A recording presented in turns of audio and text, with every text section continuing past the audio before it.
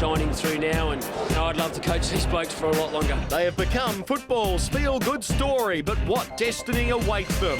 The Kangaroos, this year's one-time wooden spoon favourite, now lie content third on the ladder as the race for September hots up.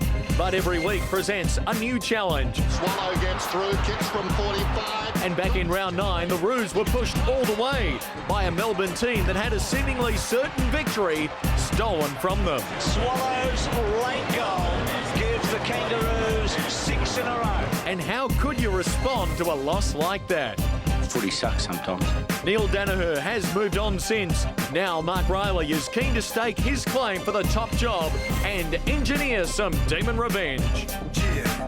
Danger. From the Telstra Dome, it's the Kangaroos versus Melbourne on Fox Sports AFL Sunday Night Football.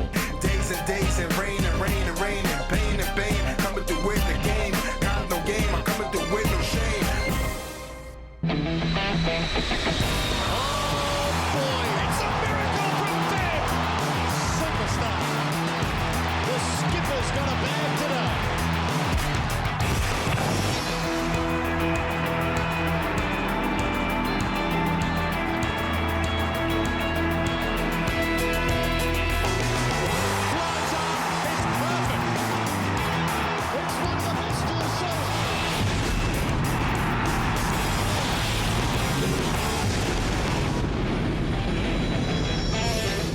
It's a perfect early winter's Sunday evening in Melbourne, where the warmest place to be down by the Yarra is inside the Telstra Dome for Sunday Night Football, where the Kangaroos are facing their biggest challenge of the year. Win tonight against Melbourne, and they will occupy second place on the AFL ladder with just 6 home and away rounds remaining. For the Demons, it's all about that man, Russell Robertson, celebrating game number 200 tonight after what's been a long and arduous season.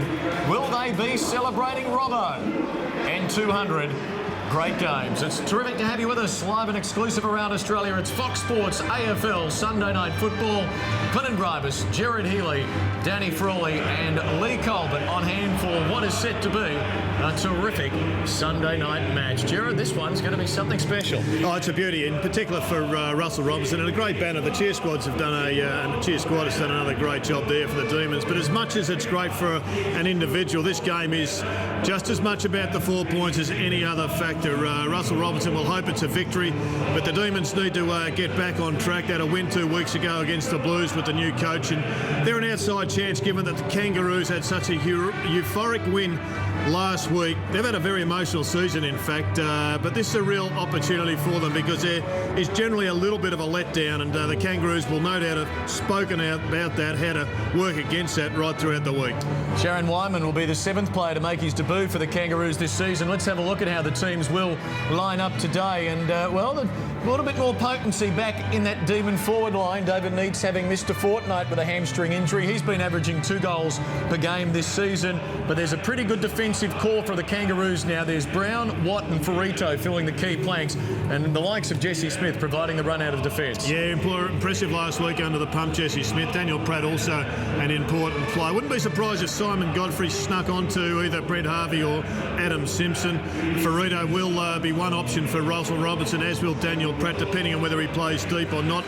Matthew Bates, an interesting one. He's a centre-half forward of the future if you think that the running aspects are all important, which they appear to be. And Brad Green, well, he's back in that side, and Casey Green, I think, will be set for him because we know he can be so damaging. Daniel Harris, another good year in and under. James McDonald, excellent last week, even though they didn't get the 4 points. And how good about the year's been for Adam Simpson? 33 possessions last week in the win against Fremantle, 5th in the AFL this season. McIntosh versus White, we touched on that in our pre-game show. That's going to be a big battle, and so will the rulings on McLean with 31 touches in the loss to Brisbane last week. Working our way now towards the Kangaroo forward line. David Hale, a little bit of an X-factor up forward early last week, kicking 2 goals, but it's the men alongside him, Grant and Harvey, that have been terrific. Yeah, they're the match winners without question. A lot of focus on Brad Miller. Can he or can't he? I mean, I think he needs to answer that question in the next 7 weeks, and the next 2 hours is a great opportunity for him. Daniel Ward, well, he's a player who's around that 30 mark who needs to impress, and he gets his opportunity again tonight. Jesse Sinclair, well, he's one of the older players on a very young bench, plenty of run for both sides, and Brett Maloney back in the side for the Demons. He's had a tough battle with osteitis pubis as the Kangaroos, or the rampaging Roos, take to the field. Scott McMahon there, the number 42. Hasn't he been exciting? The Rising Star winner a couple of weeks ago. Just 6 senior games for Scott McMahon, but the injection of youth into this side. Only Collingwood has unveiled more first-game players this year with 8 than the Kangaroos, who will have Jaron Wyman there, bottom right of screen, wearing the number 44. 23 years of age, making his AFL debut, the 7th to make his debut for the Kangaroos this year. Well, I think they're showing just how much depth they've got by the omissions. Campbell not playing, Lindsay Thomas also in and out over the last couple of weeks. Both very quick young players who'll have a future with this club, but it's just been an even performance right across the board. They're very much cut in the spirit of Glenn Archer. No nonsense, not about individual, all about team, and they're getting the results and fighting for that second position on the ladder, as you've emphasised this afternoon. And one of the reasons why the form this year of Brent Harvey, he has been simply outstanding. He's kicked 21 goals himself. He is second in the AFL as well for goal assists. Well, given that down at Geelong you've got a couple of players, Ablett and others vying for Brownlow medal votes, this bloke I think is probably one of the standout picks at the moment, because he's the highest profile player in the club. Shannon Grant doesn't get that many votes, and Adam Simpson's a bit more of a workman-like player, never really has been a vote getter. This bloke though is their match winner, and he has to be stopped, and I suspect that Godfrey gets him. Well, what about Adam Simpson there? As we see the numbers on Harvey last week, 27 disposals, 17 of them kicks and a couple of goals. Simpson not being necessarily a vote winner, but boy, he was fantastic last week, wasn't he? Yeah, he's brilliant, particularly that last quarter, but he's had a great year. He's a great captain. He's getting a lot of plaudits for his leadership, and after a very rocky start, I think he dragged the blokes together, and he just dragged them together, and he has led from the front, and that's where all skippers are. Yep, the other captain, David Neitz of the Melbourne Football Club, he's just 5 games away from the 300 milestone now. Remember, his best game this season was against the Kangaroos back in that round 9 match when he kicked 4 goals. He's coming back from a fortnight out with a hamstring, but it's good to see him wanting to return late in the season, even when for him there's nothing to play for. Well, he's the captain of the club, and his courage, I think, has been well recognised, particularly by his former coach in Neil Danaher, who they had a great bond with. No one's ever played 300 games for the Demons before, so this bloke is really, he's just had such a huge career. The only thing missing at the moment is that elusive premiership, but by any accounts, he's been a true champion of this football club. Matthew Bate was good a fortnight ago, kicked 3 goals against the Blues, had 19 possessions, had it 21 times last week, has only missed 1 game this season, and as a 20-year-old, great to get some games into him and the likes of the Nathan Jones behind him. Well, they're the names that any prospective coach will be focusing on. Matthew Bate, Colin Sylvia in the background, you mentioned Nathan Jones, they've got Brock McLean. They've got a good core of young runners, of which Matthew Bate is one of the better ones. Lyndon Dunn not in the side today, disappointed he's not playing. Where's he going? Well, he's going to do what most people do when they get nervous, I suspect, Clinton. And sometimes you've got to go when you've got to go. And a proud uncle's has asked us to pump up this young man, James Frawley. Well, he's under the pressure, is Chip, because the old uncle, he sets a very mean standard for young aspiring fullbacks or key defenders. And just let's hope his disposal's up to speed, because I know Spud wasn't happy with him last week. It's going to be a terrific night. It's Sunday night football as we close out round 16 of the AFL season. And, well, we're talking today and we're focusing on Russell Robertson. It's game number 200 for Robbo. It's been quite a ride.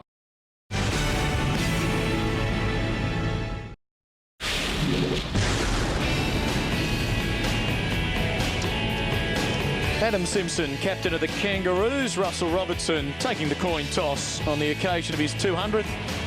Umpires today, Brett Allen, Matthew Nichols and Chris Cameron's wide for sound on Sunday Night Football. Adam Simpson winning the coin toss. Kangaroos to the northern end, the left of screen, the lock it in for this opening term as the players take up their positions, as does Lee Colbert, who's got a terrific view from ground level. G'day, Lee. Roof's closed, but Robbo, congratulations. I saw Mark Riley talk about him in the pre-match. I would have figured a few times in that. Sitting on my back, Robbo would have taken a few times, so a bit embarrassing. But I think Shannon Watt might pick him up. He's played on Brad Johnson this year, and he's one guy who could go with Robbo in the air and on the ground. All right, Lee, thanks for that. Look forward to your comments throughout the course of the evening. Danny Frawley, who do you like? Oh, you've got to go for the Kangaroos. It'll be interesting to see how they start the Kangaroos.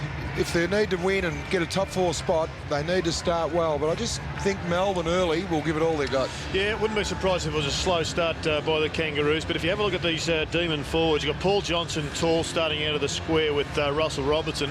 Colin Sylvia, Matthew Bate are going to be the front line of attack. And David Neit's also pushing back. So there's plenty of talent down there, Spud. And if they can get the ball in there quickly, Melbourne may just be very competitive in this game. No doubt in that. You've got Shannon Watt on Russell Robertson there, the 200 gamer. Miller and Hale, Petrie and Carroll, push and shove starting. Sunday night football is go from the Dome. Enjoy it. As umpire Allen gets it underway with a perfect bounce. McIntosh against White. That's a big matchup. Swallow, he was the villain for Melbourne when they met earlier this year. The late goal to pinch a 1-point win. The Kangaroos have beaten Melbourne by a point 3 times in the last 8 years as we get a bounce on the wing. More of the matchups, Danny. Simon Godfrey, the #1 tagger for the D's. He's on Brent Harvey, the second Brownlow medal favourite. He's got the grapple tackle going as well. Nathan Jones in there nice and busy early too. And of course, Rawlings on McLean. That was an expected matchup. 4 men in the Kangaroo forward line, so they're playing 2 high half forwards and very much the same. Matthew Bate is going to be the hit-up player running at centre half forward for the Demons. Ball going nowhere in a hurry early. As we check the Demon bench, Buckley, Johnson, Maloney and Newton. With a seat early for the D's as White getting it down. Simpson under pressure, forces the kick forward. Bouncing near half forward, closing fast for the Kangaroos was Harvey, but Ward's happy to run it out. Well, the Demon coach said to you before the match, Spud, that they were going to give your nephew a big job, and they've done that exactly. They've isolated young Jones for all. It's centre half forward, so good challenge for the young fella. This game yet to break open at all. Now it might. McIntosh getting it on to Grant, looping it to Harvey. Low kick towards Harvey. Harvey getting the hand pass away. Shark by White. Now McDonald. Can Melbourne look to go? Their first possessions of the game. It's a turnover. Stealing it is Simpson. Oh, he slipped. Might still come out okay because Green is on the run. Brought down. Good late pressure. Hale in the forward pocket. Got an awkward bounce and Ward rushes it over. Well, some uncustomary mistakes here. Maybe, just maybe, they're a little bit flat, the Kangaroos. Bit early to tell just at the moment, but they won't want to take the Demons lightly because they've got a good enough side in here to push them all the way and win. McIntosh, hand to it first. Swallow. And for Harvey at the coalface for Rawlings. Yeah, to the hot spot. Waiting down is Green. Should give up the handball to Petrie. Snap on its way for the game's opening goal. Drew Petrie delivers. And the Kangaroos have had all of the footy, 15 touches to 2. He's a Dome specialist, Bud. He certainly is. Look, good long kick there from Brady Rawlings. Really did put the back line under the pump. But Brad Green, he went up, he elected to go up, and his opponent, Casey Green, stayed down. And like all good front and square players, he was in the right spot at the right time. Good hands to Drew Petrie. That's an ominous sign for the Kangaroos. Very slippery this ground at the moment. We've been here, camped here overnight, in fact, put the tent up. Thanks to Colo for the wheat bix this morning for breakfast, but she is a little bit slippery through that middle corridor. White, the hit out, running onto it. Bate dragged off it. Here's Harris now, going to McIntosh. Quick hands for Grant. Uses Smith. Isn't he an impressive young player? 16 possessions to 2 at the moment. Pratt's kick intercepted by Sylvia. So now Melbourne will have their first kick of the game, and it's taken 3.5 minutes. Short ball is for White. He's happy to wait. No one behind him. He just squares it off for McDonald. McLean working really hard. He's run 150. Rawlings right up his jet stream. Sylvia's on here. That's well said. I was waiting. I have to work hard to get it out. Sometimes you start a sentence and you're not sure how you're going to finish it. And I sense that was one of those. As Archer on half back, the little handball. Robertson. Now Archer diving on it. Near the boundary line, and Brown, well, he looked like he had taken it out. Here's Sylvia going towards Neitz in a one-on-one grapple with Ferrito, who's deceptively strong. Robertson going without it. They dive on it here. Still Melbourne a show. Paul Johnson, the big man's caught. Ferrito brought down by Neitz. Oh, it's a great scrap unfolding top of the goal square and we'll get a bounce. Great strength there from Ferrito there. Let's just have a look at this football. Suggestion was that it may have gone out of bounds. It's got to go all the way out. And, well, I think it was. Good get by JJ. That was definitely out. And I reckon David Neitz may be a little bit stiff not to get a free kick. Kangaroos with the clearance for the time being, although the Demons have got numbers and they want this man to get his hand on the footy a bit today. 12th game for the year, Brad Green driving to full forward for Johnson. Brilliant. Brown affecting the spoil. Harris getting it out wide for Simpson on half back. Lays it off for Smith. He's going to retreat to the goal square and gee, made Watt work and he did well. Geez, I like Lee Brown. He's such a competitive player. That was one of the spoils of the year. Here's Harris. You like him down back, up forward, or? Well, I think that's why I like him, because he can play anywhere. Yeah. He drags players out of their space when he's a forward, and he can lock down in defence. He's got a little bit of pace.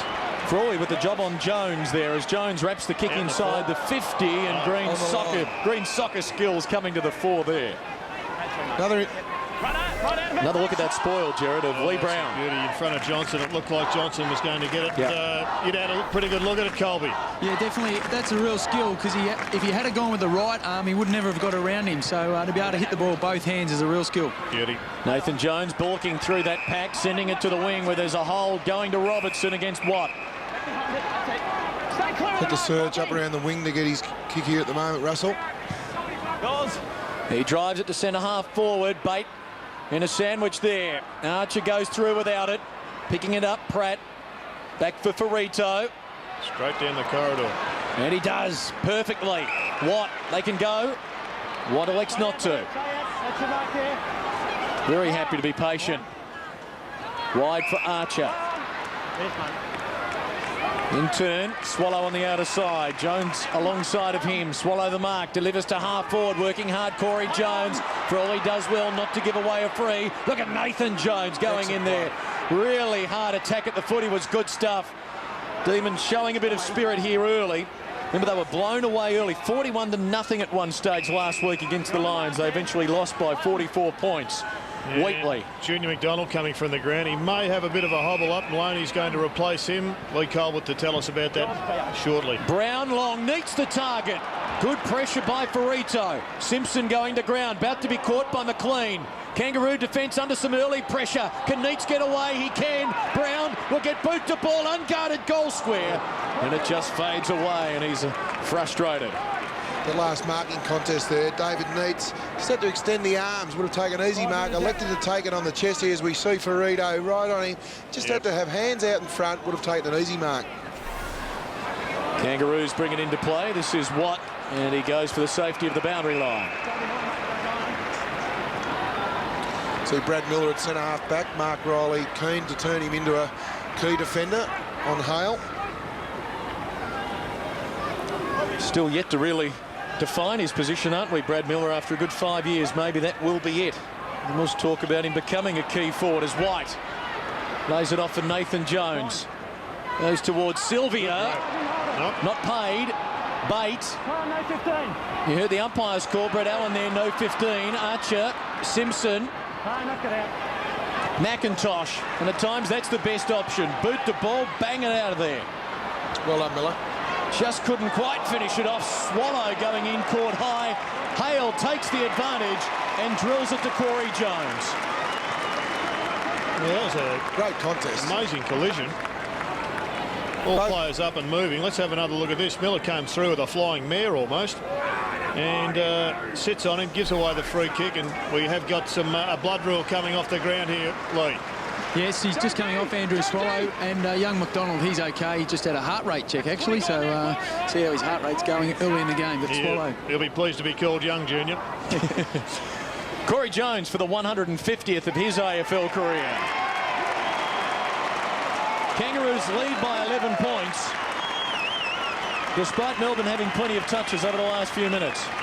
Yeah, I think Melbourne have had control of the match for 3 to 4 minutes, but they haven't been able to get a shot on the goal. Nathan Brown had an opportunity. I think Nathan Brown's playing on Glen Archer, which is a negative matchup, I reckon, Spud, and one that should have paid dividends. He missed, and then just good commitment to the contest here. Ended up with a Kangaroo free kick and then shot at goal. You know, if Brad Miller had to have his way again, he just maybe just play off that collision there, because Hale again, we've had 2 goals kicked, 2 Melbourne players go to ground. Their direct opponents stay on their feet, creates a shot on goal. Have a look there, the grapple there, Nathan Jones with Daniel Harris, but McIntosh just, he is really having an impact in this centre clearance area. And the Kangaroos are away once more. Sainsbury back in the lineup today, and Corey Jones, well, he's got 31 for the season and is lining up for his second in a heartbeat. Well, this is good coaching from Dean Laidley. Young James Frawley just playing his 6th game of league football. He's basically the key forward at the moment. All the other Kangaroo players are deep, so they're isolating this matchup, Corey Jones and James Frawley. This to give the Kangaroos a 17-point advantage early. They're winning the clearances 6-2. We spoke about that with Mark Rowe in our pre-game show. The Demons having to work on that as Jones' kick is narrow. 2-1 to a behind. Down to you, Lee. As Swallow gets plenty of attention to his eye, he's got a nick on it. Just talking about Dean Laidley and his matchups, that's a real key factor for him. He'll want to stamp Russell Robertson and David Neitz and have Daniel Pratt and Archer work off their man to cut him off. Harris, the handball to Smith, drives the Roos quickly inside the forward 50. Petrie's going to run onto it for his second. Is it going to be one of those nights for Drew Petrie? That was too easy. This surge mentality of the Kangaroos, they're playing an exciting brand of football. When the ball goes along the ground like that as a key defender, we just see here in the scrimmage. Nothing pretty about it. Jeff Smith just gets the ball onto the boot. Forwards love that. Again, just a couple of fumbles from Melbourne players there, and Wheatley and Carroll. Mark Riley wouldn't be too happy with this start at the moment, Jared, because that goal there was far too easy. Yeah, it's been disappointing deep in their forward line for Melbourne, and disappointing around the middle of the ground. I think they're getting belted as we speak. Daniel Harris, he's had 5 disposals so far, and well, Nathan Jones has had 3 himself, but he's just got to tighten up in that area. McIntosh has started really well also with four disposals. Modern day ruckman pushing forward.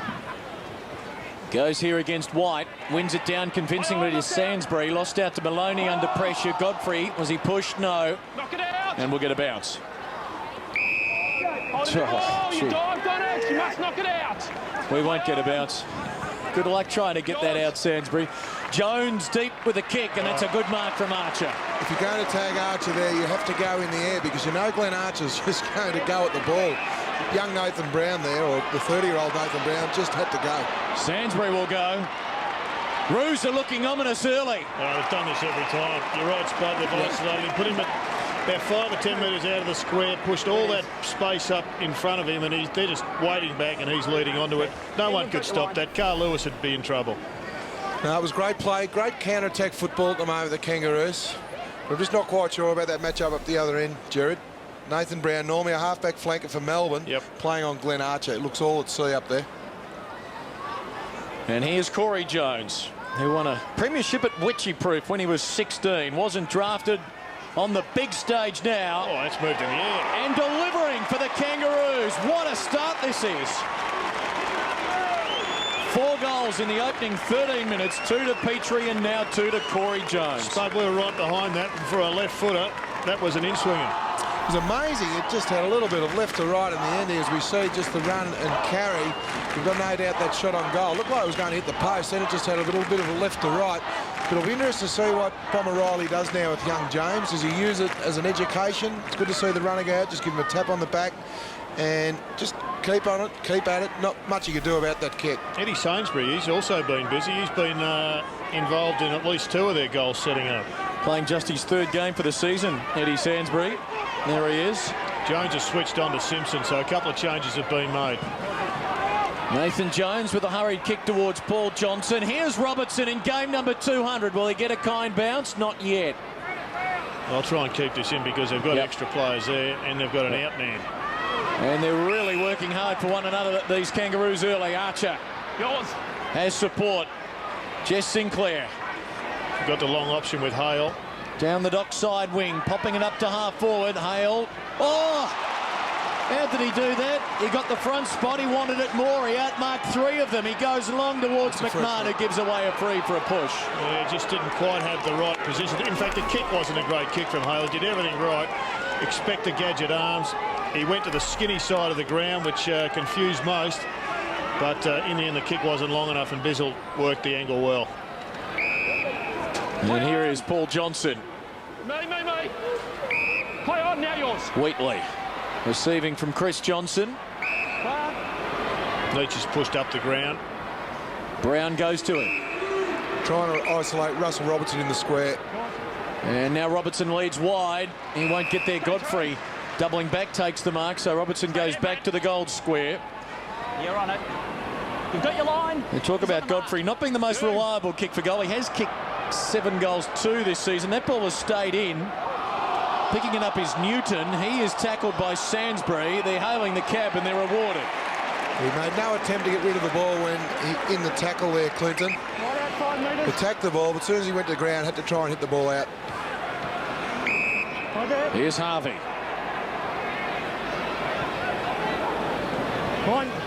25-1, the Kangaroos' way early as Sinclair will be the architect from centre-half back. He's got support. Watt, stolen by Maloney. Now the forward 50 is vacant. He hopes for a good bounce. Will he get it? Well, they're deserving of some luck, aren't they? And Brent Maloney gets it there as the Demons kick an opening goal.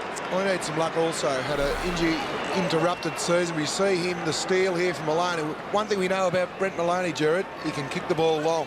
As we just see here again, the turnover. Just a lazy handball there. No thought in it, no penetration in that hands from Shannon Watt. We know Brent Maloney can kick a long, strong goal. So he started on the bench, gone straight into the midfield and had an impact straight away. Well, they needed it, the Demons. It was a bit of a gift because the handball was telegraphed. But Brent Maloney, you saw it. It was about 3 centimetres left of absolutely dead centre. He's played the last 3 weeks at Sandringham without soreness after battling osteitis pubis this year. Brent Maloney playing just his 7th senior match. And he's usually a willing participant. You saw him in the middle there, colliding with Simpson. Now, can the Demons get back-to-back goals? Not if Harvey's going to have any say in the matter. How often have they done that in the last couple of years? Harvey to Simpson, who now kicks and has a spell. Carroll unable to control it. Sinclair feeding it off. That was the first game of Wyman delivering towards the top of the square. Bate under pressure, knocking it out wide. McMahon scooping it up for the Kangaroos. Melbourne players getting back. Ward bangs it away well. Sitting up, is it? Chris Johnson closing fast. Has he disguised it well enough? He has. It's got to be a bit more obvious than that was. You heard Matthew Nichols the call. Sinclair there feeding the handball off to Wyman, who, welcome to the AFL, young man, got upended. Well, I guess for a first game, and not so young at 23. Long journey to reach the Telstra Dome today. Began at Echuca for Jaron Wyman as the Kangaroos prize it clear. Sinclair. Got the overlap. Green feeding Harvey. Good tackle, Godfrey. Ward. Well, loose man back, Watt. Smith. Did well to buy himself some time. Just overdoing the handball a little bit, the Kangaroos, but the problem is the pressure's not strong enough to get the ball back. She's a slippery. It is deceptively so, as Green will trot off to the outer side. Not out through the middle of the ground. It's where they've relayed that turf, Jared. Neats. Towards the wing, Sylvia wins a free, should be advantage. Matthew Bate aware of that, does well. Got the handball to Brown, who's done some good things early. Robertson on the lead, he's got it. The free kick was actually paid before the mark, so Robbo a chance in game number 200 to get an early goal. Yeah, he put the grapple tackle on. He was restricted, Russell Robertson, and the free kick was always going to be paid. Well, they like this matchup, Mark Rye. I think he's done well putting Russell Robertson deep in the square. Daniel Pratt, a very good player, but I'm not sure how used to he is playing at full back. Eventful year for Robbo. Jarred his knee heavily in round 2 against the Hawks. Missed some games, booted 7 against Collingwood on the Queen's birthday Monday. And now in game number 200, he's starting here with a behind. He's still likely to win the Melbourne goal kicking despite having missed half a dozen matches. No way, Aiden, can't go. Right, you can go. Ferrito to bring it back into play. Eventually. Pratt. Fine. Harvey. And right now, Bomber Riley wouldn't be that concerned with Boomer Harvey getting kicks in this area. They're not as damaging. They're really just workmanlike stats up in the air. It's the ones forward of the centre that he'd be really concerned with. Mark Riley watching on, third senior game in charge of the Demons. His 5th year at the club in all. Began as an assistant coach in 2003 after working before that at Claremont in the WAFL and at Fremantle. Centre Grant having a rest. And Melbourne getting a couple of clearances now as Nathan Jones got the handball to Green, to Sylvia. Can he break the tackle? Got the handball away to Buckley. Under pressure from Sainsbury, who knocked it back to the centre square. Oh, well done, Nathan Jones. He's been desperate in this opening term and is rewarded there. It's the 3rd time he's gone hard at the ball, Nathan Jones. Great play. He's had 7 possessions now. He goes to Buckley, the 3rd gamer. Will he back himself to go long from 50 to the square? Robertson! Oh, he was flying in his 200th. Neitz couldn't take it, neither could Newton. Brown in the path of Ferrito. Good pace. Takes off. Drives it wide. Sainsbury leading Chris Johnson, who's quick. Back he goes. Sinclair pops it up to the wing. One-on-one duel. Ward and Wyman. And we get a boundary throw-in. There is Robertson, who landed heavily. It wouldn't be a Russell Robertson afternoon or evening without an attempt to take home a car. It's that left leg. He landed straight-legged there, Jared. He's hobbling as well, still. Melbourne have worked their way into the game now. Looked like it was going to be all too easy for the Kangaroos, but they're getting an even contribution over the ground now. Gonna have to lock down a bit on Jess Sinclair. He's come onto the ground and he's getting a stack of the footy. Swallow caught by Jones, held in. No, he rolled him. You're right with Brent Harvey, Jared. I don't think so. He's had the 8 disposals, not one inside 50. So he's getting plenty of the ball. He's not getting it forward to the centre. Harris, the proverbial up and under. Chris Johnson. And we should get a bounce out of that. Just the 2nd time tonight, these two clubs meeting here at this ground. The first was back in the 2000 season, the Kangaroos winning by a point. Melbourne not good here lately, having lost 6 of their past 7. It is one of the home grounds for the Kangaroos, and they're 4-1 so far this year. They give away a free. Brad Green will take it. They're more aggressive at the stoppages now. The first 10 minutes, they were waiting for the Kangaroos. Now they're getting first hands on the ball. Green down the centre corridor. In front, Brown had to go one-handed. Robertson to Nathan Jones. Did well to stand up in the tackle and get the handball away. And Newton wins himself a free kick against Glenn Archer. Well, he just attacked the footy hard. He really just burrowed in underneath Glenn Archer's arms, but he went so hard at the ball that the umpire said, fair enough, you get it, and you deserve it. And Nathan Jones set the scene nice and early when Melbourne were looking for something. Young Nathan Jones stood up and said, well, I'm going to be unconditional at the ball. And now he's got one of his teammates following suit. 20 years of age, Michael Newton was drafted back in 2004, had a back injury early in 05, he's played VFL last year, and is getting his chance now. 4th senior game this year. Kick on its way, has got the carry. Melbourne have got 2 in a row. And Glenn Archer is not a happy man.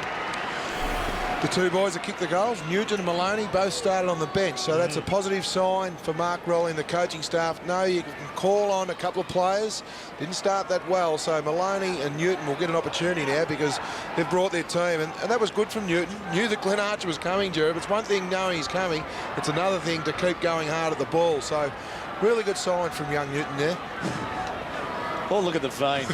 David Parker, are you watching this? I reckon he looked like the Incredible Hulk. It's a spot for him in Hollywood if he gets remade. Everything else is remade. Free kicks 8-2 Melbourne's way. And they're on top in the clearances for the time being as McLean sends them inside 50. Oh, Archer, he wasn't going to be denied there, was he? That was a terrific take. Got it to Ferrito. Kangaroos by 11 points. Ferrito runs his full measure. Oh, Sainsbury has slipped on the outer wing. White over the top. Now Ward has space here. Can measure this kick. Draws the defence. Feeds Sylvia. Now Chris Johnson. Goes up inside the 50. Newton getting back from the opposite direction as Watt in collaboration with Brown. It was good work. Harvey's pushed wide, isn't he? And he's got it. Wyman going forward. Eddie Wyman wins a free. Advantage play on McMahon, a sharpshooter in his early stages of his AFL career, but not this time. That was a lot of skill there from Brent Harvey. It was a right foot kick, Jared, but he's running the other way. He kicked it on the outside of his right foot. That was sensational. It's a goal that should have been buried. It was created down the other end with some pretty hard work at the footy. They needed him to finish that one. He hasn't made too many blues in his early days, a young rookie, McMahon. Brown short. Wheatley, who's also spent some time out of these Demons lineup this year.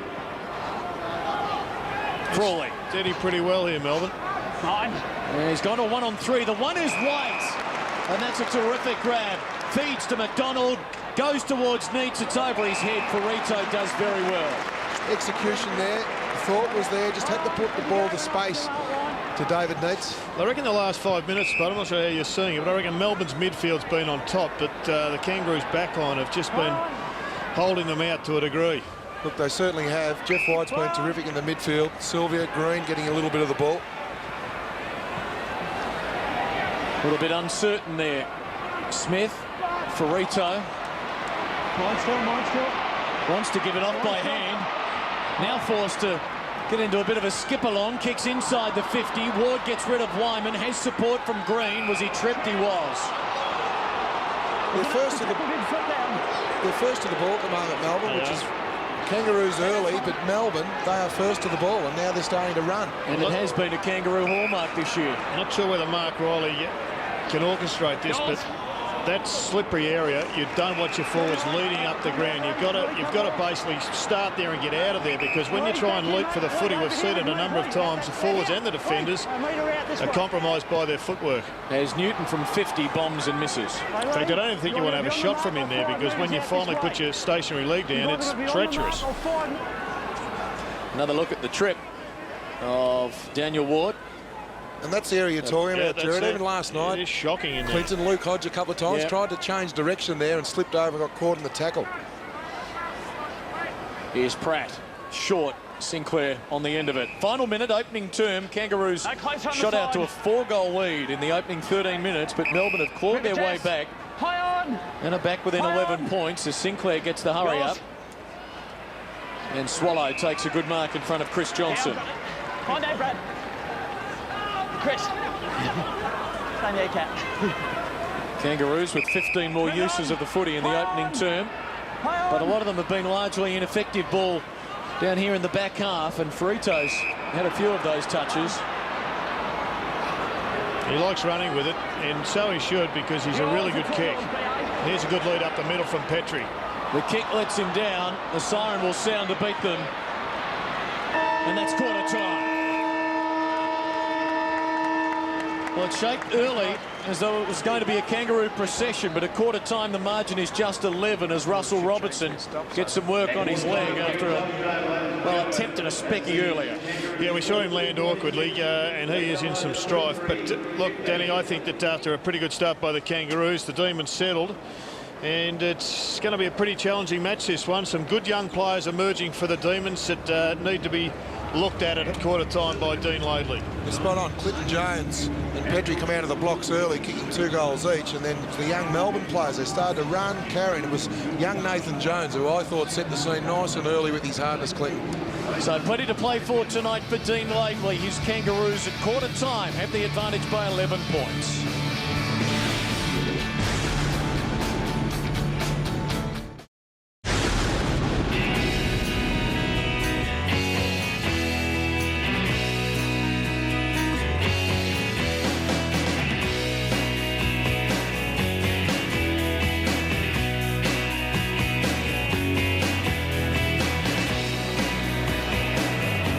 entertaining start at the Telstra Dome on Sunday Night Football. Kangaroos 4-2-26, leading Melbourne by 11 points. The Demons are 2-3. Let's hear from their assistant coach, Paul Williams, now with Lou. Paul, really slow start, but actually 10-minute mark, he got back in the game. Yeah, it was. It was a terrible start that we just couldn't get our hands on the footy. The clearances were 5-0, and to the boys' credit, we actually fought back really well and we ended up getting him in that quarter. But they just have to get their hands on the footy. And lots of one-on-one contests all over the ground. There seems to be some by you guys and some by the Kangaroos. Yeah, a bit of funny buggers going out there, isn't there? But yeah, Swallow's trying to go to Jones. Jones is going somewhere else. So yeah, you'll find that'll pan itself out, and you'll find it will get very, very easy for those boys, hopefully. Thanks, Billy. Thanks for your time. No worries, Colby. Cheers. Good on you, Lee. Thanks for that. Dean Laidley with a final urging for his troops. They'll be second on the ladder if they win tonight. Jones with 2, Petrie with 2 in the opening term. Newton and Maloney, the Melbourne goal kickers. Harvey with 9 possessions in the opening quarter, but not really damaging possessions, it must be said, for Brent Harvey today, getting them down in the back half. That clearance count, it was 6-2 the Kangaroos' way early. Melbourne turning it around, and they had the quarter time opening term advantage, 8-7. By way of the clearances. Sunday Night Football on Fox Sports AFL. Colin Grimes, Stuart Healy, Danny Frawley, and perhaps an entertaining game unfolding. Well, after the first 10 minutes where the Kangaroos pretty much dominated the clearances and got it inside their forward 50 spud, Melbourne settled, changed their midfield mix to a degree. And I reckon after about quarter time, both clubs missed some easy opportunities. They did, Jared. Harvey, Sinclair, Simpson, Harris were terrific early. Then it was Nathan Jones, Jeff White, Brad Green and Russell Robertson. The Demons have 17 less disposals, yet they've gone inside their forward 54 more times. So if they can make the most of their opportunities, and let's hope Russell Robertson's okay down for the Demons, they look pretty dangerous. So they've worked their way back into the game by the hardness of Nathan Jones nice and early. Good battle going on. Smith on Matthew Bate. Probably Smith just on top at the moment. Second quarter underway. Roos to the right, Melbourne to the left. McIntosh contesting against White, who slaps it down. Harris of the Roos stands up in the tackle, and you'll be rarely pinged for holding the ball. When that happens, we'll get another bounce. The Glenn Archer-Nathan Brown duel's been interesting. Archer was right on top at the start of that first quarter. Nathan Brown worked his way into the game. Just needed to kick that first goal. That really would have changed the balance. A flurry of arms and legs there in the middle. Knock it out! They're trying. Fine. Touch of Wallabies and All Blacks last night about that. If you have a look at Melbourne's forward line, there's only 3 forwards in there, Jared. You've got Russell Robertson, Newton and Neitz. A lot of players around the ball. McIntosh leaning over to get the hit out. Now trying to follow it up. Again going nowhere. It's not going to go too far, Clinton, because we've got 22 players around this stoppage at the moment. We just see the Melbourne forward line there. If Melbourne can win this clearance, Robertson's got a lot of space to lead into. So good maths, Danny. 22 players within 15 metres of the ball. It was a guess too, Clinton, but it was a good guess. I counted them and you were spot on. In the juniors, this is where the umpire gets in and just Takes a free kick. Picks a free kick or kicks it in and says play on. Well, I need a third man up here, one of the teams. A third man up and just go whack. There's the There third he man, is, but he didn't go Sylvia. whack. He went knock. In the side, that Knock it out. Well, he's the type of player, Sylvia. He's got a great vertical leap. He's probably missed his chance there. He'll probably walk away from this stoppage now. Be interested to see how Russell Robinson goes on the ice skating rink. Because he's right in the middle of it. one. Knock it out, boys! Wheatley had it stolen by Harvey. Now it might break clear and it's going the Kangaroos' way. Sinclair, Swallow, over the top Rawlings. Now Smith has time to balance. Feeds it off to Rawlings. Deep to the hot spot. Jones getting back. Frawley, good spoil. Crummers required. Sinclair had to watch his footing. He's brought down by Nathan Jones. Well done. It's Play not the coming whistle, out umpire. I can't see even where the ball is at this This side. is where the umpire's got to wake up that the game is in danger of turning into rugby union, and don't wait half an hour. Just pay, get the whistle in the mouth, blow it off, and you can see there a change. Shannon Grant trying to go with Junior McDonald, but McDonald's trying to go with Harvey. Jones did well. Fed the hand pass out to Harvey, who kicks it to the pocket, and it lands in the lap of Hale. Simon Godfrey just lost Brent Harvey in the stoppage there. It was good blocking from the Kangaroos players and a good mark here from Hale. I think the problem was that at the first centre bounce, it was Junior McDonald that ran with Harvey, so they've got their wires crossed there somewhere. David Hale with 2 goals last week.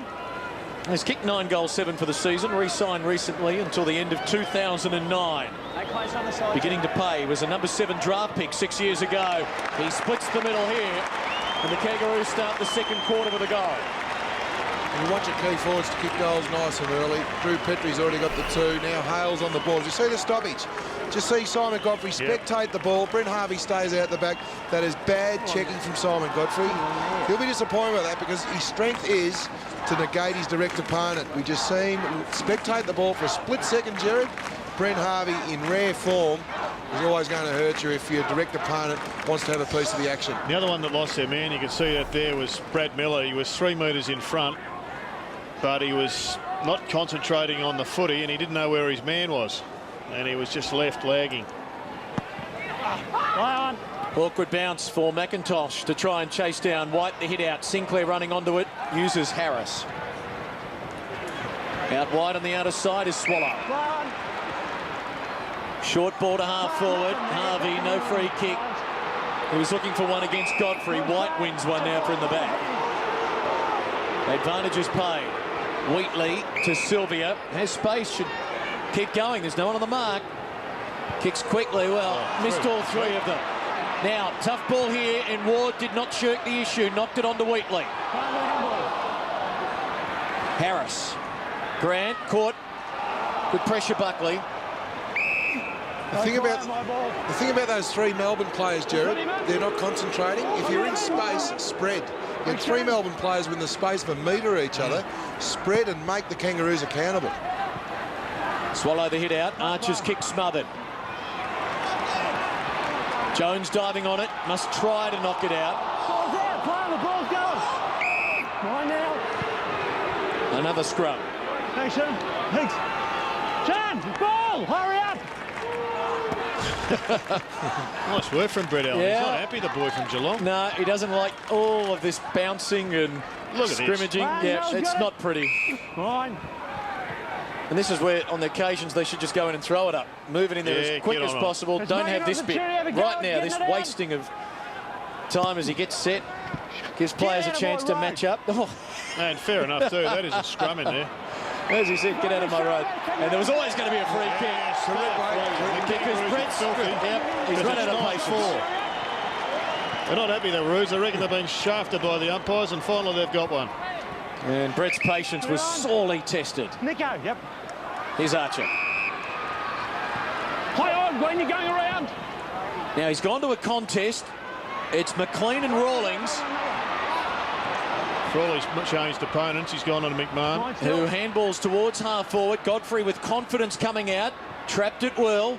Fed it off to Miller. Now Sylvia. Oh, loose man in the middle. Great vision there, and the kick was exquisite as well. As McDonald, he's off. He's got no one long. So he waits and just squeezes it out wide for Ward. Doing a good job for Rito on David Neitch. He's just got that extra pace that's covering his leads. Bait back for Sylvia. Look out. Sends it long to the centre corridor. Newton! Michael Newton with a tremendous launch. Oh, what a grab that was. Well, you can see David Neitz and Ferrito under the ball, and then you saw Newton just come in, and that is... It's a candidate, Danny. No doubt, one of the marks of the year. Have a look at this angle here. Oh, what a great game our game of Australian rules is. Certainly defied the laws of gravity. Oh, Jared, some of your finest. Can Newton finish it? Well deserved. That is why our game, Jared, is such a delight to watch and play. And that mark there is sensational. No other sport in the world.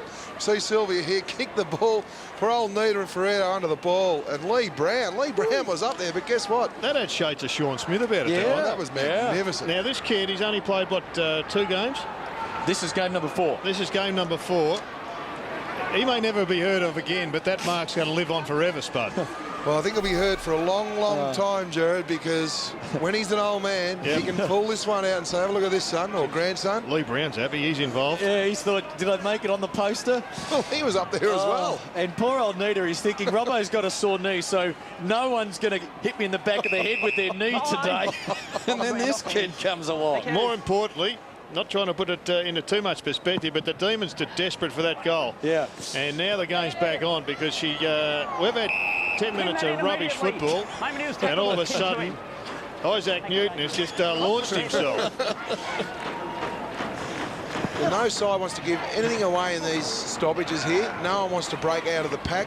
Oh, Simpson clever.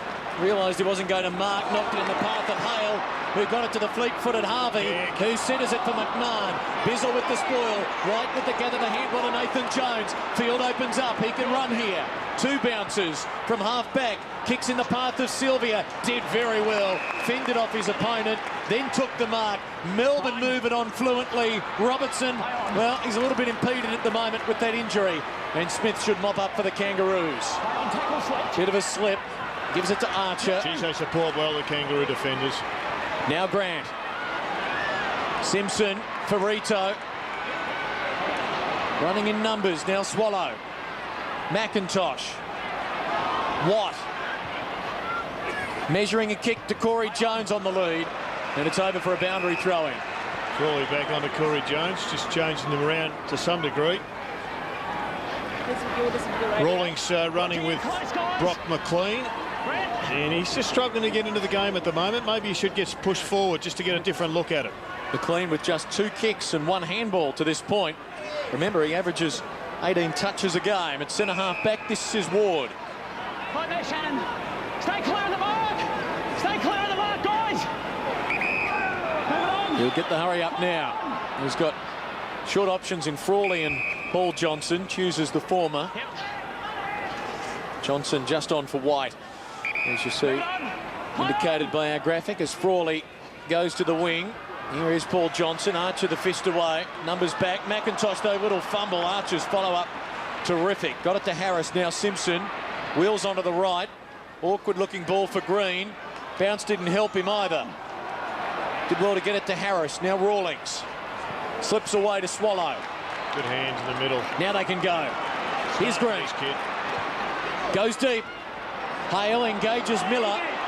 Bizzle glides in from the side. Good mark. Excellent mark.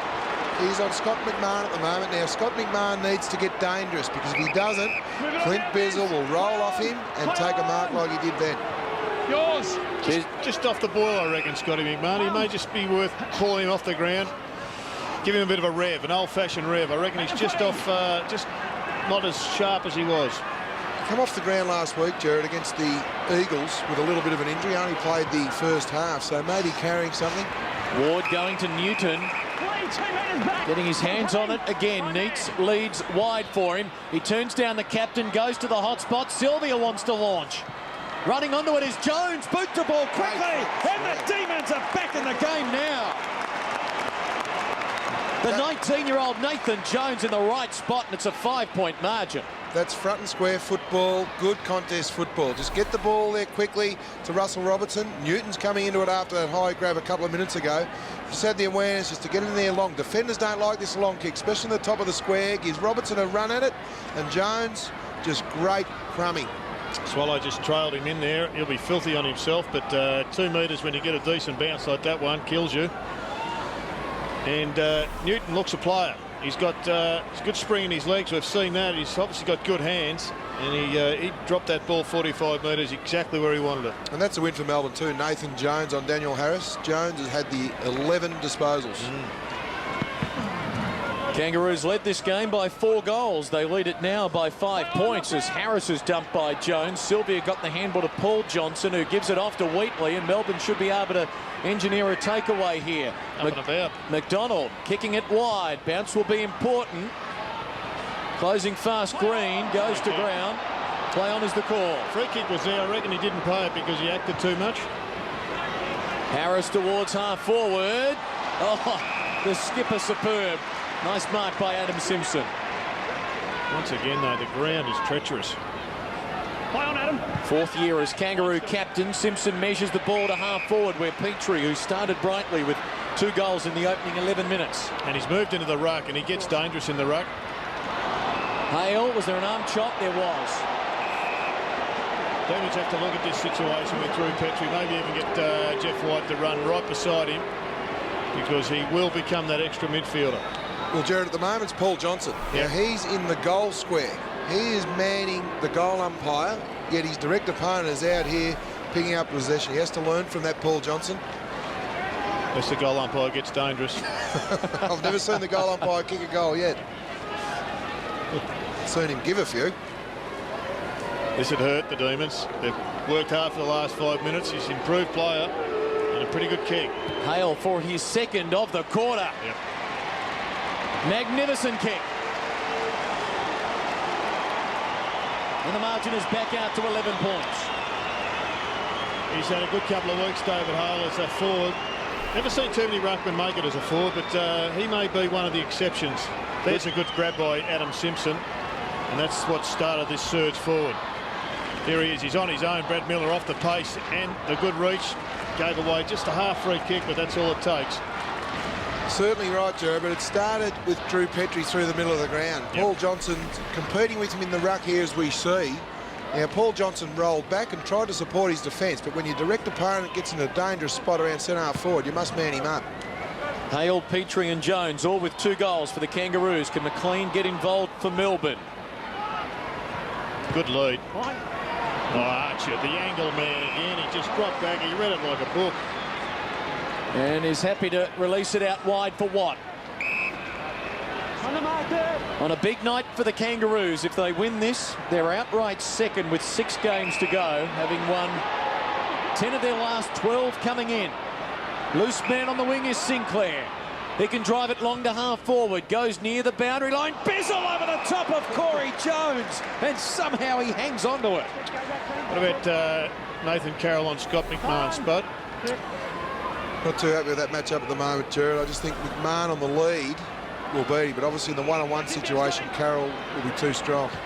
Tick past the halfway mark, quarter number 2, Miller goes to Carroll. Coming up for his second disposal of the game, Robertson. Defensive side of the wing with the mark. Game number 200 for Robbo tonight. A 10-year Demon as he goes back to Carroll.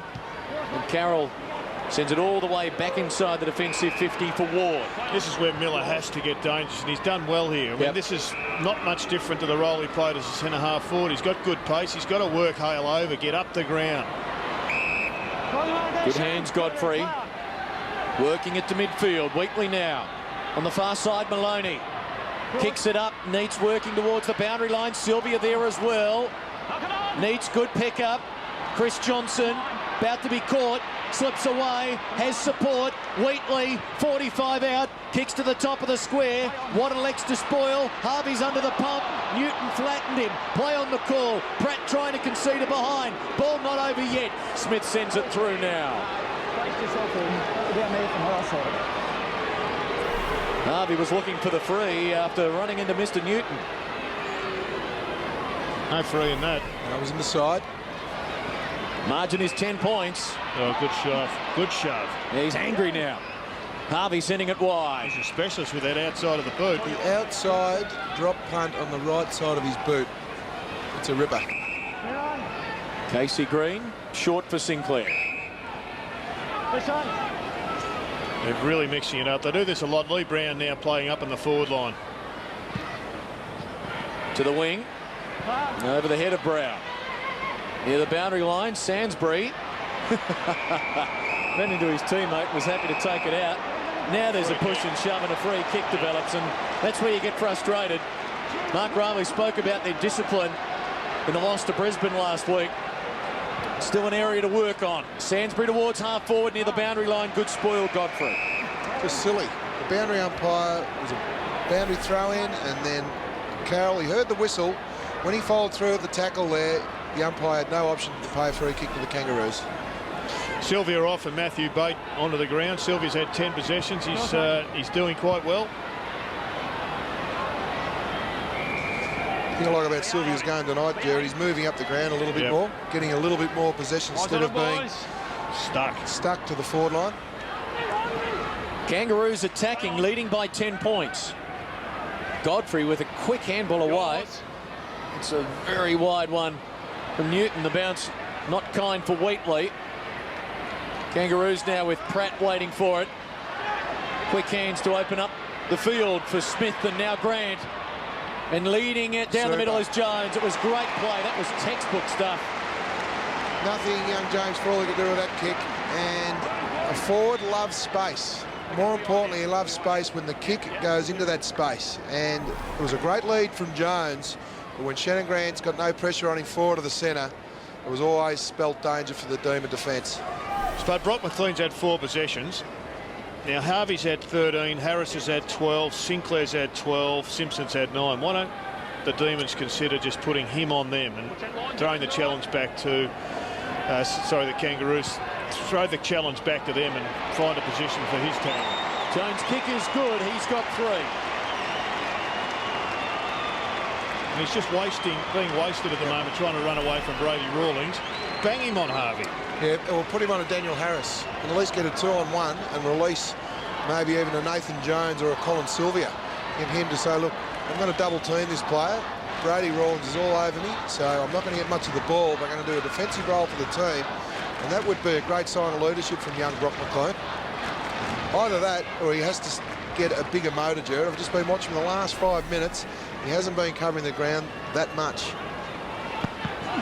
Kangaroos with the last 2 goals after the Demons had clawed their way back to within 5 points. Nathan Jones at the coalface, got it out to McDonald. Buckley, neat little sidestep around a couple. Johnson's kick, hurrying it forward towards Bate. Handball made Ward double back, and McIntosh was there to pounce. Uses Harris, caught by McDonald. Was it a throw? Creatively got it on to McIntosh. No one could bring that big man down, so he bombs it long. Spoil provided by Bizzle. Waiting in the wings is Sainsbury. It'll stay in for him. McMahon. Centering ball is perfect to McMahon. And the 21-year-old from Woodville, West Torrens, takes the mark. Couldn't see a touch, but there it was. I'm not sure whether it was a throw or a handball from Daniel Harris, but for mine, it was a good tackle from James McDonald. Ooh, what do you think, Jared? Yeah, I think he got his hand on it in the finish, but this is the one where that matchup on McMahon was always going to hurt. He's a ball magnet. He knows where it is. And I think Nathan Carroll still got the responsibility. We'll find out now whether he's sharp today or not. Made his debut in round 8 this season against Carlton. The 21-year-old from the York Peninsula, kicking at goal, drilling it through, and the Kangaroos have taken control now. Nathan Carroll was actually taken off the ground, Jared, for that indiscretion a couple of minutes ago. So McMahon wouldn't have had a opponent there. Either Ward or Nathan Brown. It's amazing when you try and look at a matchup, no player wants to go near the player that kicks the goal. In fact, it may be Clint Bizzle. No, it is Clint, and look, that's not a great matchup either, especially with Bizzle playing full back. I don't mind McMahon and Bizzle up the ground. We saw Bizzle do the spoil, but he hit the deck, and then he didn't find him again. And terrific precise kick from Eddie Sainsbury to set up McMahon, despite the protests of Matthew Bate. There is Carroll. I've got no doubt McMahon got that goal when Carroll was running off the ground. They didn't quite get the matchup. It was a little bit stiff because Carroll was coming off the ground. McMahon was on his own for a couple of seconds. He had the look of a guilty man. The margin 22 points. Time on, second quarter. Demons have got to stand firm here and stay with the Roos. Otherwise, they could really be in a spot of bother at half-time. Lower, wrapped up by both Chris Johnson and Brown.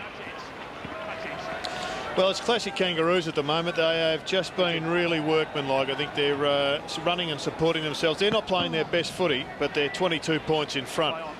And that's the problem that Melbourne's got, because the Kangaroos will get better. They've got to really have a look at this and get back into the match before half-time. Green drives it long, well read by Watt. Just watching Russell Robertson, not sure whether he's totally fit down there, Lee Colbert, at ground level. Good back line, this Kangaroos. Good back line. Grant, penetrating kick towards half forward. Miller's handball deflected down. Hale wrapped up. Good tackle, Brock McLean. And they'll win out a possession. I think he was stunned. in terms of not trying to knock it out, David Hale. McLean really did wrap him up well as he plays on now. Goes to Green. Will try to affect the switch. This is Jeff White. Wants to go quickly. Well, made Buckley work. Did well again. Equal to it in just his third senior game. A number of these young demons on show in this round 16 clash as Brown is happy to go backwards. Green. Out wide, Bizzle. Kangaroos getting numbers back. It's great to see these young demon players getting a run because they can go into a pre-season after this season thinking that's what I need to work on. Strength, fitness, skill. McLean getting involved with his sixth possession. Ward going deep. Robertson leading out just inside the 50. The man on the mark will be placed.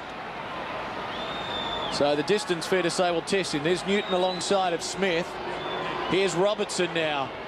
He's going to pop it up into the goal square. Kangaroos, will they try to concede? Well, McIntosh tried to mark. Now it's through for a behind.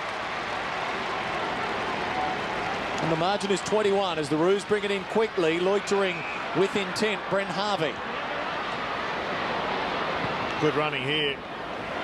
And the kick goes in the path of Sainsbury to Jones. Back to Sainsbury. Jones will peel off. Sainsbury goes long, one-on-one duel. McMahon and Frawley. Frawley knocking it down, conceding a behind. What's a better matchup there for Melbourne? McMahon and Frawley. Bizzle now on Corey Jones. 2 metres, mate. Yeah, just give him a bit more room. 8-3 plays 4-5. Stay there, ready. 9. Here's Maloney. Goes. Now Sylvia. Coming up for his 11th possession. Averages 13 per game, so a good first half in terms of getting the ball. Good spoil by Lower away from Bate. Wheatley running onto it. Poor handball though for Jones. Opens the door for the Kangaroos on the counter-attack. Sinclair sending it to centre half back in Petrie. All alone at midfield is Green. Sends it wide. Archer just back on the ground. He's got Jones long. At the moment, he's one out against Miller. Now he leads. Miller assumes the front spot and sends it over for a boundary throw-in 2 minutes from half-time. Better by Brad Miller the last 4 or 5 minutes. He's pushed up the ground to get some possessions, and he read the angle pretty well there. Lee Colbert. Both coaches earning their money today, boys. They're swinging the changes to try and get an advantage. Brown hitting the top of the square. No Kangaroos home. So Melbourne, if they get an okay bounce and keep their feet through McDonald, will be able to clear. There's interchange numbers. Melbourne 34, Kangaroos 32. Rotation so far as White marks defensive side of the outer wing. He has nothing on, so that's why he had a frustrated look about him. McDonald goes to Chris Johnson. Final 90 seconds of the half. Can Melbourne get one late? Still mine. What good spoil against Robertson. It's to Maloney's advantage, but Ferrito's in front and will mark. Super play for Ferrito. Super quick, beautiful skills. This is Shannon Grant. Chance to boost the numbers late in the first half. He's had it 10 times. Here's Sinclair. He's had an equal game high 14. Uses Pratt. Kangaroos pretty content with the situation, it would appear. They set this lead up in the opening quarter hour of the match when they kicked the first 4 goals. McIntosh towards half forward. Good use of the body by Corey Jones. Still time. Runs a long way. Lower towards the goal square. McMahon has taken the mark, and this could be a very important kick in the shadows of halftime. I like him up there in the goal square. You've got to get a pretty smart player, and Chip Frawley, he's pretty inexperienced, as is this kid, but he is just a natural at finding the space. He reads the ball particularly well. Where did you go wrong, the nephew here, Spud? He just didn't get a run up in the spoil, Jared. He was caught a little bit flat-footed. He got the body too early. Got the body too early there. He was done by the dip of the ball too. Yep. I think it really did drop late. McMahon ignores the siren, kicks the goals. And at half-time, the Kangaroos have a stranglehold, leading by 28 points. Well, it's a good sign, personal sign for young McMahon. I thought he was a bit flat early in the piece, but stuck to his guns, and he's now kicked a couple of important goals in this second quarter. Both sides have had 23 inside 50s, but the Kangaroos far more efficient going forward. Kangaroos lead is 28 points. Half-time on Sunday Night Football.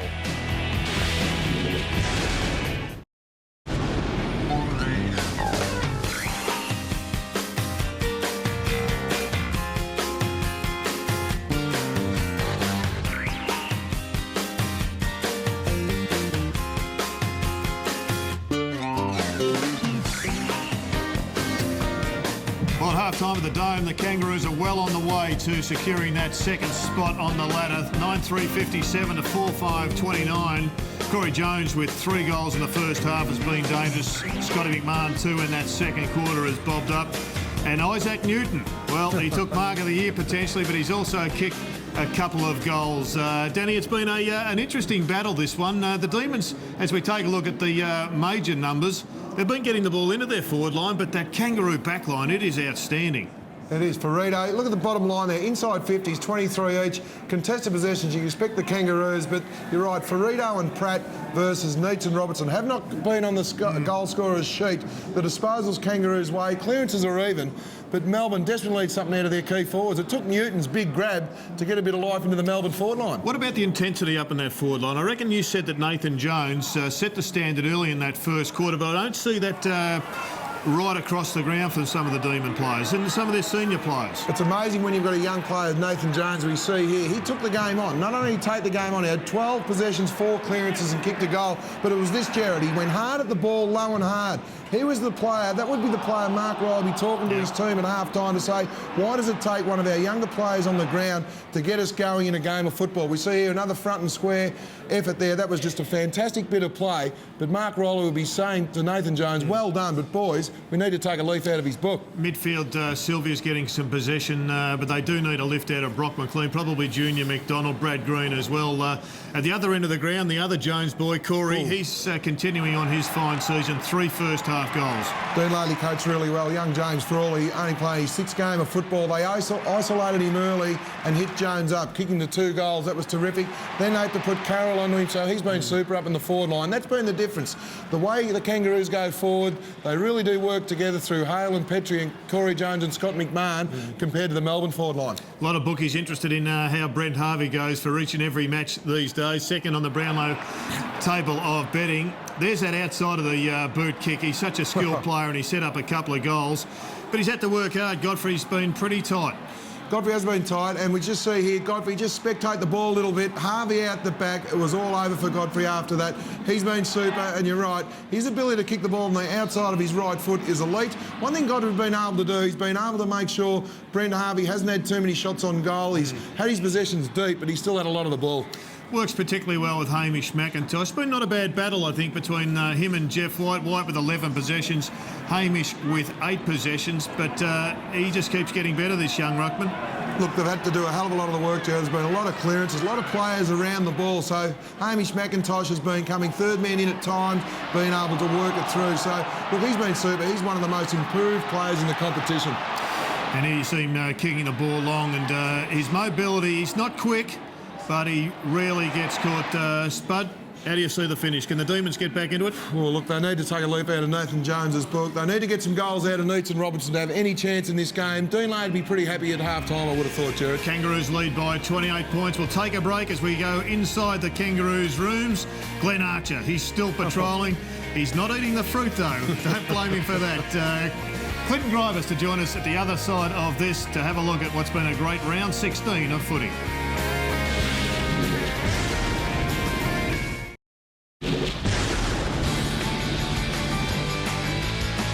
Half-time on Sunday Night Football, 9-3 to 4-5. Kangaroos by 28 points, as we do at this time each Sunday evening. Check out what's happened in the weekend thus far. Round 16, Jared. A beauty for Geelong fans. For the first time since the 1950s, the winning streak has reached 11. 75 points on Friday night over the Bulldogs. Collingwood by 29 over the Bombers. The Dockers surprising the Crows by 25 points. West Coast against Sydney, winning by 12, and the Saints by 17 points last night against Hawthorn. We'll look at the ramifications by way of the ladder shortly, but today's matches, how about Jonathan Brown kicking 10 goals for the Brisbane Lions, a new club record. He's just 2 off the lead in the Coleman medal race. 117 points, the Lions belt Carlton. Well, probably for the first time this year he wasn't double teamed, and there'll be some inquiry as to the tactics of that, but you can see why he is always double teamed, because when he's not, he kicks 10. Port Adelaide have reached 10 and 6. They are a legitimate contender this season. They spoiled Matthew Richardson's 200th game at the MCG. Richo kicked 4. Jack Riewoldt, first-year player, booting 3, but it was Ebert and Motlop. They did the damage early. A Port Adelaide team, Jared, kicking 24 goals without Treadray, kicking half a dozen. It's been an amazing turnaround by Port Adelaide. First 6 or 8 weeks of the season, they showed some potential, particularly in the NAB Cup, but then they fell away with some injuries. The Burgoynes are really struggling, but Mark Williams, to his credit, he's got them firing, and they're a chance to finish top 4. Well, let's have a look at the ladder. There is a logjam of clubs with 10 wins now. Have a look at this. Remembering the Kangaroos can go to 11 wins and outright second. Right now, they're one of 5 clubs that have 10 wins. Percentage is going to be crucial in the run home, and Port Adelaide's winning margin today took their percentage past Collingwood and the West Coast Eagles. Well, they've unearthed a number of young kids, particularly Westhoff, that can kick goals up forward. Their skipper Treadray playing particularly well, and their midfield dangerous, but is going to be a lot of turns and trials between now and round 22. Well, that's it. So many talking points to emerge from the weekend. Ben Cousins clearly at the forefront of those. A stunning return at Subiaco last night. The Saints marching up. This club that was 4 and 7 at halfway, winning 4 of their last 5. They can make the finals. Mark Harvey, dream debut for the Fremantle Dockers. What about Kevin Sheedy's prospects now? 8 and 8, a tough 6 matches to go. The Crows are in a quandary. They've got a big game coming up next week against the Bombers. And could the Brisbane Lions surprise everyone and make their way to the finals? What about Ben Cousins' return last night? Well, he just, it was an amazing return, really. I think it was great to have him back playing football. It was great that he's rehabilitated himself and he's back doing and exploring his God-given talents. But 38 possessions, that is a freakish return.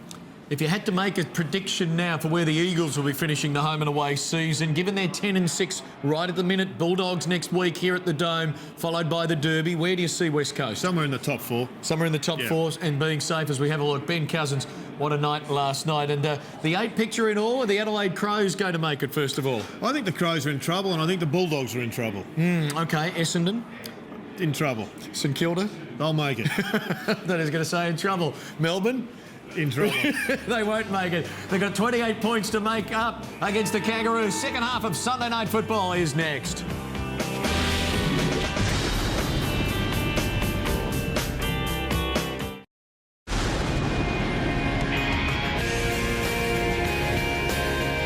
Kangaroos in their tight-knit huddle, that circle of theirs. They do before the start of each quarter. Some last words before they go out to try and finish the job. 28 points they lead Melbourne by as we head in to ground level and check in with Lee Colbert. G'day there, gentlemen. Russell Robertson, Danny, you asked about his injury before half-time. He'd be okay. He'd much prefer to be up the ground, I think, if he is carrying something, because nothing worse than if you are a little bit struggling with a leg injury and playing deep out of the goal square. So he'll be hoping to get up the ground a little bit more, and obviously a little bit more action in the forline in his 200th game. As we see there, he's got his right knee heavily bandaged. Not sure what that's there for, Jared, but I'm with you with Brock McLean. Be interested to see what Mark Riley does with Brock McLean, because he's only had the 5 possessions, only the 2 clearances. Now, he's a clearance king. Does he put him under someone else, or does he say to Brocky, you need to work through this on Brady Rawlings? Well, there he is in the centre of the ground. His nemesis, Brady Rawlings, is about 5 or 6 metres away. I'd just like to see him go into someone else, Spud, because he hasn't been able to find the footy. So the challenge may have been set down to him and said, just work through this. But clearly, if Melbourne have got to win, they're going to have to start getting the ball into the hands of Neitz and Robertson, their goal kickers. They need a lift from Bate, who hasn't had any real influence on this match despite his 7 possessions. They need a lift from Wheatley, continue to get that ball off that half-back line. And a big lift from Brad Green back in the side today. Demons to the right, Roos to the left. Off we go in the second half on Fox Sports AFL with McDonald being swallowed up there as Nathan Jones punches the handball to Ward. Demons get the early clearance. Nathan Brown coming out, knocked in the path of Sylvia and McLean. Neither can take it. Pratt for Sinclair, caught by Brown. Play on. Ball comes to Archer. Bangs it out of there in a hurry, and it's a good option because Simpson can work with Harvey. And back to Simpson. Godfrey doesn't go to Simpson, so he delivers towards half forward. Carroll caught behind Petrie. Oh, going down heavily is McMahon. And that will come back. And Hey, stay out, Drew. I've got control. Stay out. I was going with the ball, man. Carroll wants to go on with it. Well, Petrie started it. Get out of it now. You saw that. It's a free kick back here for too high. It's a free kick back here for too high. The fuses have been lit. McMahon is seeing stars. BA. It's threatening to explode. Too high for the Kangaroos. Another look at McMahon, copping it from Godfrey. Crash. In Godfrey's defence, Jared, he was totally intent on trying to grab Brent Harvey. Had no awareness that there was a pack forming. He just wanted to try and get Brent Harvey to prevent him kicking a goal. So I'm not sure how they'll view that. Yeah, it was an interesting one. It's a real challenge to interpret that, given the focus on head-high collisions and almost reflexive penalties. But that one was clearly a grey area. Well, if you watch Godfrey, his eyes are looking at Brent Harvey. He had no awareness that there was a pack forming just in front of him. McMahon kicked 2 goals in the second quarter. He's regained his faculties enough. Well, looks like it, to have a shot here. He kicks from just inside the 50. Oh, what a great effort that was. McMahon gets his third. And Kangaroo, hang on, it's going to happen again, is it? Lee Brown comes in. No need for that from Daniel Ward. That's a team-lifting goal. Are you working? I'm not working at all. Especially from a youngster. Now, he's worn the collision, and it's one thing to get hit, but it's another thing to get up and kick the goal, Jared. Godfrey's got his hands in the air saying, hey. He didn't even know they were there, Jared.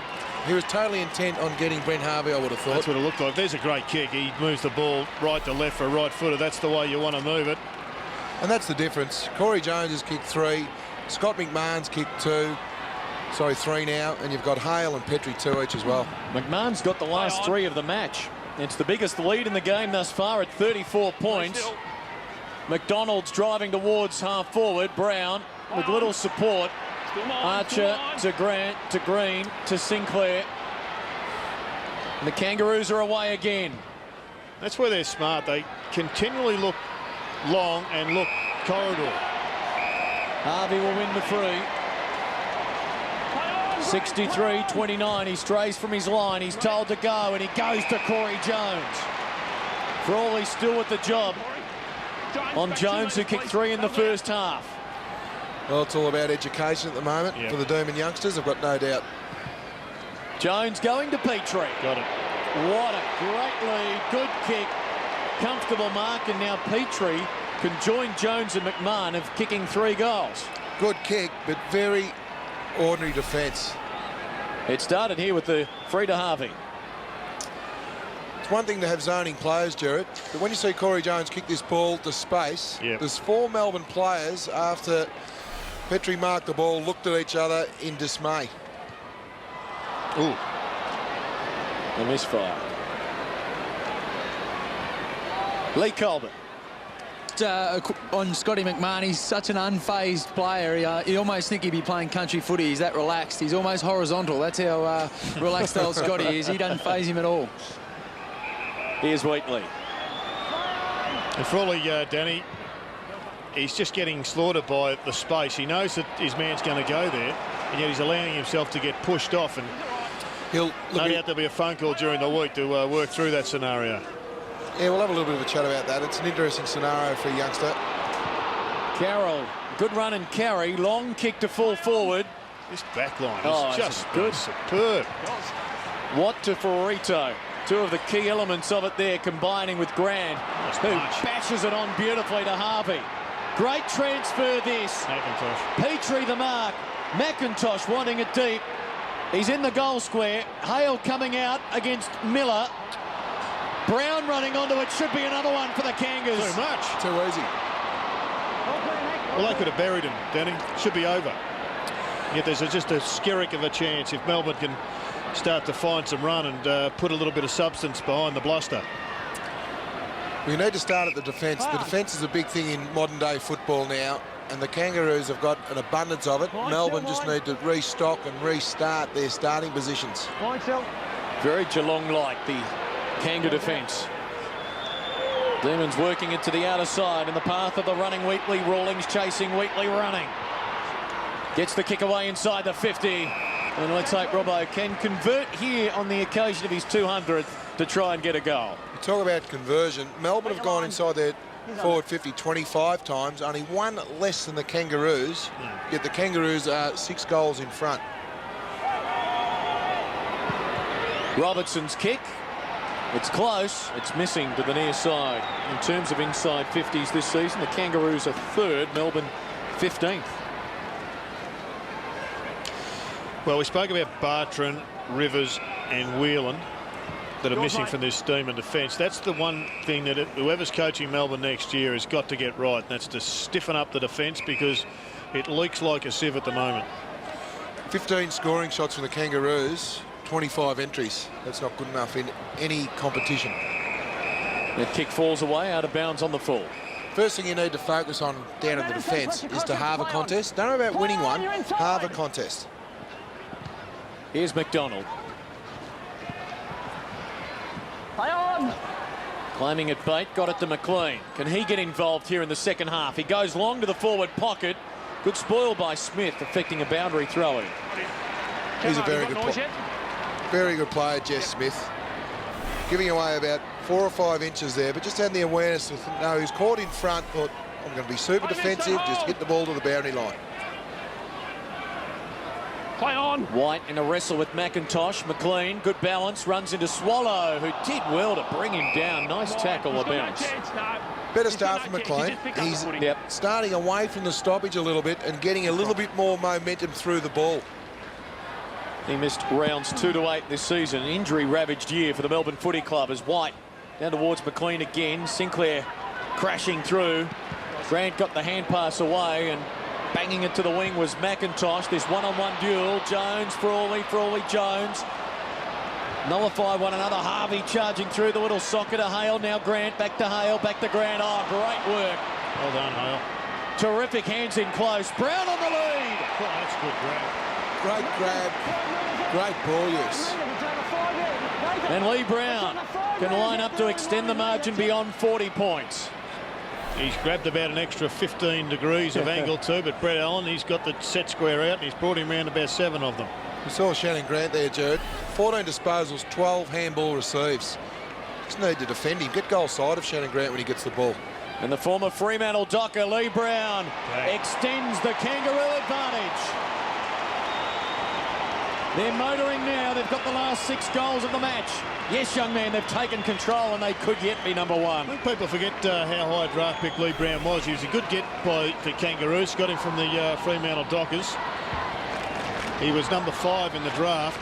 He's a pretty fair player, Danny, and I think just his mobility, I reckon he's one of those great pickups that's helped rebuild this footy club. He's strong, Jared. The thing I like about Lee Brown, he's a utility. He can play forward, he can play back. I like him deep. He's got good speed. He's a terrific kick. He's big too. He's a big boy. Big, strong country boy. I mean, their forward line at the moment, Hale, Petrie and Lee Brown. There's 3 big boys down there. And throwing McMahon and Corey Jones, they've got a good mix. Hands. And they're less than an hour away from being second on the AFL ladder. Pretty disappointing, in fact. I mean, Melbourne is just, you know, first quarter they look good.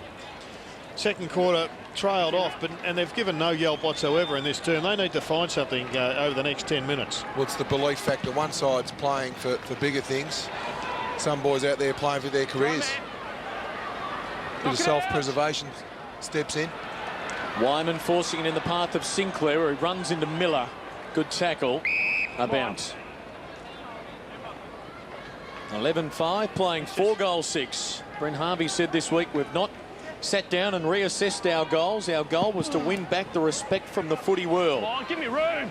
Well, they're doing that. Adam Simpson followed it up saying people are still waiting for us to fall over. We've still got a bit to prove to the footy community. So a couple of separate interviews, but a very similar theme emerging from Arden Street. Second on the ladder, there's still $21 to flag. Yeah, there you go. Says it all, doesn't it? Yep. Going to be very interesting September if they win the first final. Oh. They get into a preliminary final. Probably in Melbourne if they've got there from a high position and win the first week. Well, it will be then, if that is the case. McIntosh for Simpson for Swallow. Sending it out wide. Room for the forwards to lead. Working hard, Harvey. Oh, he was flattened by Carroll. It was great play from Harvey. He pushed forward from the stoppage. And then he made Godfrey play as a defender. Just had the leg speed to get away from him. And of course, Nathan Carroll, as we see here, just come in from the corner of the screen. He's been buried. And there's a car park underneath this surface. Had you been at your car, you would have looked up and thought, what's falling in on me? That was a heavy hit. Frawley against Jones sends it over for a throw-in. Yes, well, that was an old-fashioned defender's spoil, that one, Jared, of Nathan Carroll. If you go to market, son, you're going to feel it. Contested possession in the quarter. That's a telling stat. 15-4. That count was pretty even in the second term. Miller's given away a free for a Shepherd. You're blocking him from getting to the contest. You're blocking him from getting to the contest. Matthew Nichols is adamant. Brad Miller will not win that argument. He's about one spray off a 50. David Hale lining up for his third. There's the Shepherd. Well, the point he's got is a fair one. You've got two ruckmen going up for the ball. I mean, who's the ruckman? That is a very good point, Jared. Well picked up. McIntosh for mine's the ruckman there, and Jeff White, not Hale. Indeed. And Miller. Hale's kick, perhaps an element of footy justice prevailing there. The margin is 7 goals. Demons work it out wide from the kick back into play. Lee Colbert. Just the ruckman one, boys. That's actually a Port Adelaide ploy. They used to do that with Brendan Lade and Brogan. Very clever around the stoppages. Send 2 ruckmen and got the free kick. Ward waiting for something to present, and then almost forces his teammate to lead wide. That was Wheatley. Sinclair read it very well. Corey Jones slips over. Lee Brown the soccer. Reflexes required, and Ward sees it out. Melbourne just need to hang in here at the moment. They need to win a stoppage, just maintain some possession, get some clean possession. Kangaroos again going well with 3 ruckmen there. It was Simpson who got it down to Harris. Harris then putting the tackle on, trying to win a free. A bounce. What a story. The boys from Arden Street this year, 0-3 after 3 rounds. Wooden spoon favourite. Dean Laidley likely to be the first with his head on the chopping block, according to the bookmakers. They've turned it around dramatically. Green, well, that's delivered out of bounds. Free kick to the Kangaroos. He attempted to put it through the points, and it hits the point post. So the umpire had no option there. Now Wyman will take the free, as you see the replay. This is the first game of Jaron Wyman coming up for his 3rd kick in AFL footy. Bit of confidence, he's just missed to the near side. Now our co-commentator at Fox Sports, Dwayne Russell, will be belting on about this one. Given that he missed it going through the points, he would argue it's not deliberate. Why would he argue that, Jared? Because he was trying to get it through the points, so it wasn't deliberately out of bounds. Now I can see his rationale, but you and I, Spud, would just pay the free kick. Pay the free kick, but I can see Dwayne being that different type of character. Yeah. He's going to give it a work over this week. Oh, it'll be interesting. I mean, I think you should get the penalty just for deliberately hitting it over trying to go through the points, just as a matter of spirit. Yeah, lateral thinking, but I think Dwayne will lose out on that one. The problems of Western civilization solved 6 to 8 every Monday to Thursday with you and Dwayne on Sports Today, Jared. Long ball to full forward. Sainsbury crashing the pack. Here's a go for Melbourne now. Robertson trying something spectacular, did not come off, and it's a boundary throw-in. Let's have a look at this Green delivered. I was said created rather than solved, Dwayne, but sorry, Dwayne. Clinton, it's on the brain. There it is. Hit the post. Not Dwayne, deliberately, but... Dwayne's got too much time in his hands. Petrie, Paul Johnson, speaking of trying to be a bit creative and theatrical, waiting in the wings. McDonald, was he caught high, say the Melbourne fans. Play on the call. Maloney got it to Newton. And there it is again. It's Ferrito. He's dominating, and this is where they're so dangerous on the rebound. Jess Sinclair is sensational at this caper. Off to the races. Pratt to Sinclair. On the left. McMahon's on. Yep. Look at the transfer. Brilliant ball movement. Suddenly they're in attack. Harvey leading to the boundary line. Jones going. You saw him. Now Sinclair. Great running, Jess Sinclair. Goal. Finish it off. We just see Jess Sinclair mark the ball. Colin Sylvia was on Jess Sinclair on the wing when he got the ball. And Colin Sylvia needs a pre-season. He needs to run the gut-busting running that Jess Sinclair did then. Colin Sylvia was found wanting. They run some interesting books at the Kangaroos to the players, and Jess Sinclair is the favourite on which teammate will be the next to get married. He's at $1.05. His kick here is across the face and through for a behind. His partner Chantel Delaney, and Jess just ahead of Brent Harvey. As you see the Roos bring it out of defence. Well, you just picked up Colin Sylvia's locks behind. You're right. And he's kept on going, Spud, and he ends up on the end of this one. 11-8 playing 4-6. Demons lacking some direction here in this third quarter. Just one behind in the opening quarter hour. And that's the education I'm talking about, Jared. To go into a pre-season knowing what you have to work on. That example there for Colin Sylvia, he needs to work on his endurance. Labour-intensive build-up out of the back half for Melbourne. They come away with it. Miller feeding it for McDonald. Has time to have a bounce and a second. Crosses halfway. Feeds it off to Green. Kept on running. Good work by McDonald. High one inside the 50. Newton caught. Play on is the call. Watt's about to be collared. Green is taken over. Boundary throwing. And if Colin Sylvia wants an example of what am I talking about, go and have a chat to young Gary Ablett Jr.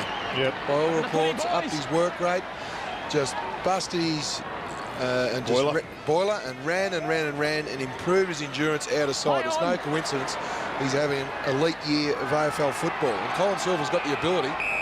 Thanks for helping me out there, Jared, at the end. It's 1-all on that score. Yep. Jetstream, boiler, there's a lot of names for it.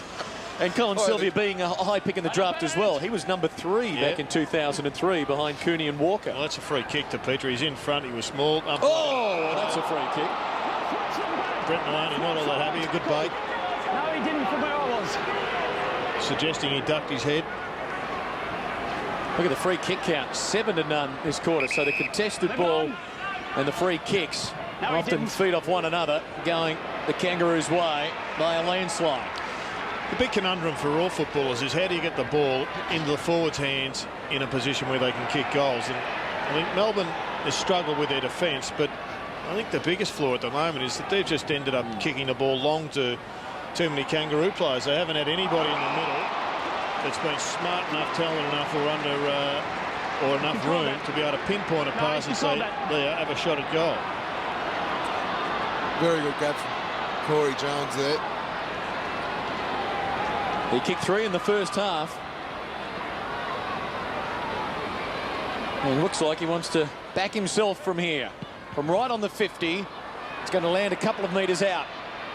McIntosh the spoil. Here's Sylvia caught. Good tackle, McIntosh. Play on the right result. Now a bounce. If you're quick, mate, if you're quick. Okay. Well, next year, the Kangaroos, Spud, you've got Nathan Thompson coming in. Daniel Wells really hasn't had much of an impact on this season. He's coming in for the finals. It's going to be interesting to see how whoever is coach, we suspect Dean Laidley, utilises all their bigs as they kick another big one. Shannon Grant continues the onslaught. It's a 50-point lead for a club that is about to be second on the AFL ladder. Well, they deserve the lead. They initiated the play from the start of the game. Melbourne had a mini run at the end of the first quarter, but it's been all the Kangaroos, and it's just been their ability to win the hard ball. Clint Bizzle tried to put the ball through for a point, failed to get it. And you just see Shannon Grant, he's an opportunist. 15 disposals, 1 goal, 12 handball receives. He's never going to miss from those situations. Doesn't matter how many games you play, the thrill of kicking a goal is always there, isn't it? Certainly is. There's Bomber Riley working pretty hard. He'd be disappointed in this. I reckon his lads have let him down to some degree. There just hasn't been the spirit by Melbourne as you'd expect. They were inside a goal halfway through the second quarter. Now as Neitz juggles this one into time on in the third, they're 50 points behind. It's happened in a hurry. That Nathan Jones aggression and spirit we saw in that first most of the first half, Spud. We haven't seen too many others display it. No, we need to see more of it too, Jared. There's still plenty of time to go in this game of football. You've just got to be ready for your moment. At the moment, Melbourne are second-guessing themselves. They just need to back themselves in with their ability, grab an opponent, beat him to the ball and halve a contest. Be unconditional. I reckon it is time now to change the Brock McLean scenario. He's just not getting near the footy. He's been broken down by Brady Rawlings, so give him an out. I mean, don't just let him cook for the rest of the game. Give him a chance to get something out of this match. Petrie kicking to space at half-back now. Melbourne will get there first. Bounce. OK, McDonald. He's had a pretty good game, James McDonald, so far. The All-Australian last year and best and fairest at Melbourne. McDonald giving it to Sylvia. That's what I'm talking about. I mean, that is just poor kicking inside 50 under no pressure. Swallow after a slip showed very good recovery. Sinclair measures the kick beautifully. The fullback for Rito sends it inside 50. Coming out after it is Sainsbury. Looping it off to Rawlings, and from a standing start he lines it up, goes long to the line. McMahon keeping it alive, now tackling Miller, who has to go for the boundary line. It's a throw-in. Yeah, good decision from Brett Allen. He had the handball and he made an angle and he was being spun at the same time and the ball went out. Rarely is the deliberate paid when there is a tackle and a spin involved as Maloney clears to the wing. Chris Johnson in dangerous territory. Now his mate dived in there on it. In the end it works out well for Melbourne. Although Johnson won't get away with that one. Well, it was definitely deliberate. It was a little bit stiff because Brent Harvey just come on the ground. He looked up and Brent Harvey was in his pass. A hold, free kick going the way of Hale. So these free kicks really racking up for the Kangaroos in the third quarter as they assert their dominance. Oh, nice ball, go again. What? Not 15, a shade unlucky. It was nice stuff from Hale. Rawlings crashing into his teammate as Frawley. Lucky not to do his knee there. Yeah, feeds Miller, and that was a good precise kick, finding bait. And now they can switch to the outer side. White working with Bizzle. A couple of the veterans, 30 and 31 respectively.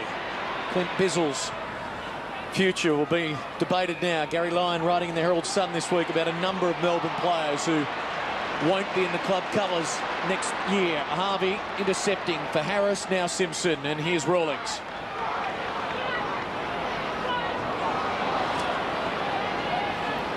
Lower, going back to Pratt. A little unsure of themselves here, the Kangaroos, for the time being, as Chris Johnson slipped at midfield, and the Kangaroos slip away.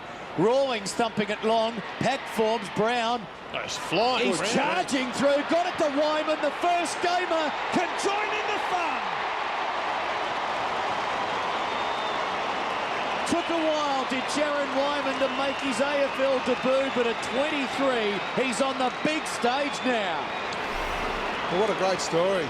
Played at Coburg, up at North Ballarat, put on the rookie list from the Kangaroos. I'm with you, Jared. Lee Brown, look at the big body. He's a flyer. And you can go front and square to a big body like that. You square up, as Wyman did there. That was a great opportunist goal. But Lee Brown set it up because he was just unconditional. He went through the line of the ball. That's what you want to see, your big, strong key forward. Go through the line of the ball, open it up for your running players in Wyman.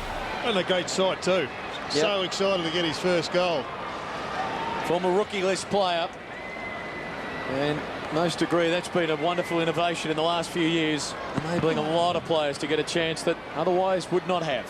It's actually something that goes a bit unnoticed, and that is the Kangaroos haven't had the rookie support that most other clubs have because they haven't been able to support them. In fact, they're about 12 rookies down on your top of the tree sides. That is a freakish goal from Robbo. He's finally got one. In his 200th game, Russell Robertson at last breaks through. It's been a tough night. It's been a tough year.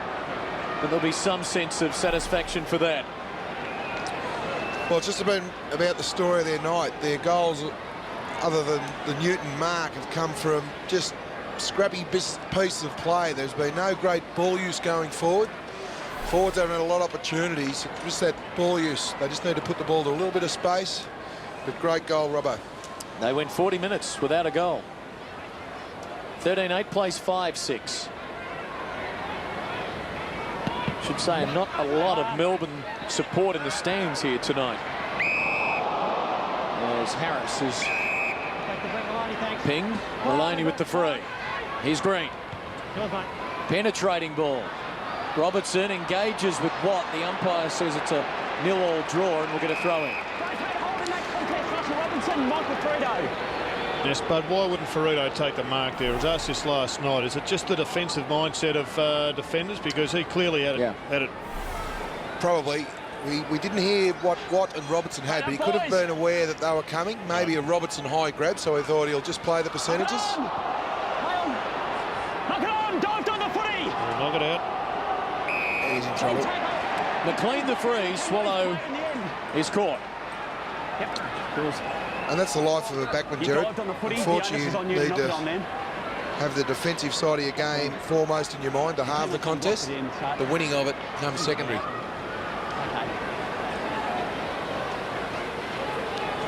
This will be kick number 6 tonight for Brock McLean, who's kicked just 2 goals from his 8 matches this season. And the Demons with a chance to get back-to-back goals. 3 minutes from three-quarter time on what's become a very tough night for them. McLean's kick is good. Salvaging something now. Well, it's been tough yards all season for Brock McLean. He missed the majority of the pre-season, finished the last year with an injury, got injured early, and it's just put you so far behind the 8 ball.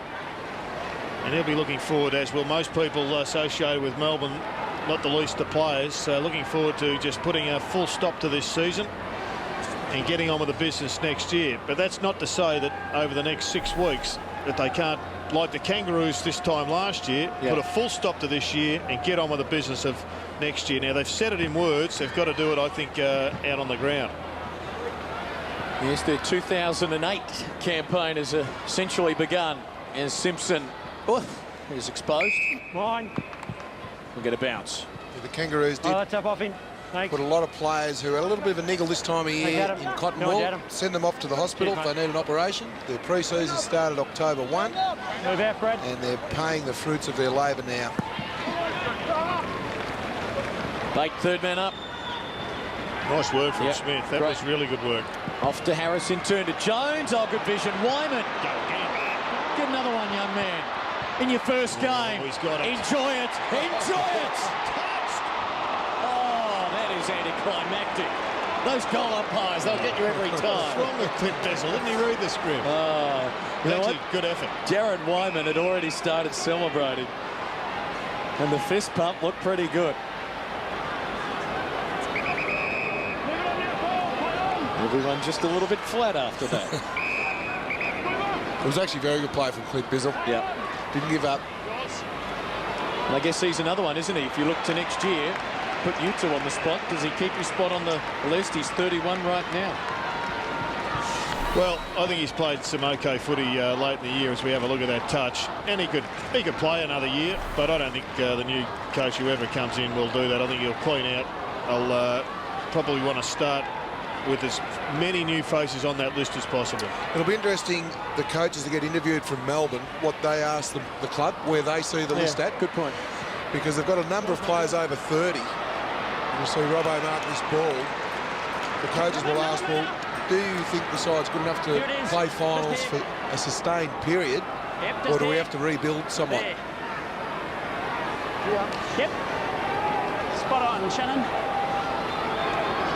So Robertson looking for his second and Melbourne's third in a row, and it won't happen with a kick like that. Something went seriously awry there. Well, Danny, you've been through the experience, and I think even you said at one stage your biggest mistake as coach was to overestimate where you were when you got to a preliminary final. If you were coming in, surely you'd cut savagely now, knowing that you've probably got 12 draft picks, or maybe 15 draft picks to... There's one of the young men that might be involved down the track. His name is Simon Buckley, and he's just kicked his first goal in AFL footy, and it was a beauty. It was a ripper, in fact, and that'll help lift his spirits over the summer period. But you get about 15 picks, I reckon, as a coach, a first-year coach, to build the list to continue your career.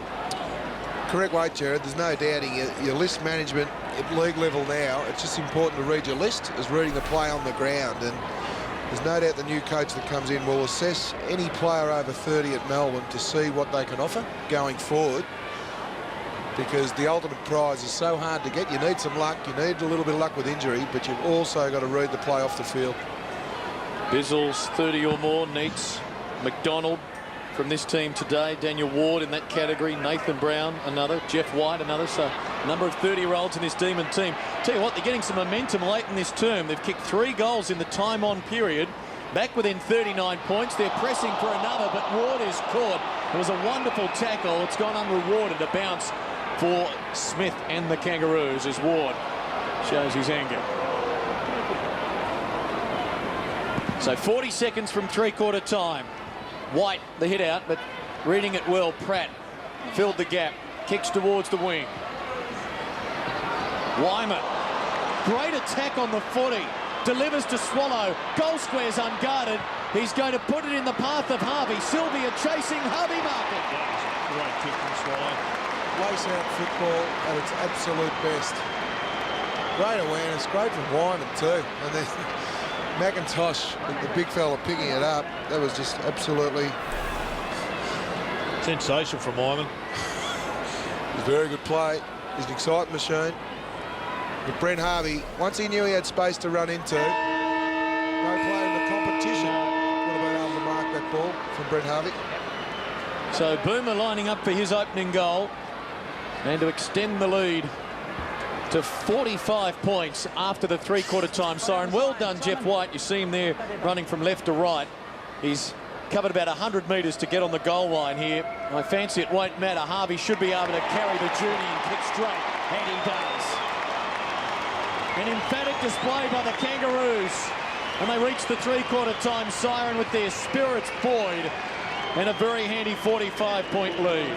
Well, it was a contested footy down right in front of us, and Wyman just busted through the group and spun around, put it out in front of Corey Jones. I think it may have been, in fact, it was Swallow, and he set it up for a magnificent finish to that quarter by the Kangaroos. There he is. He's celebrating, and so should Kangaroo supporters. Three-quarter time on Sunday Night Football.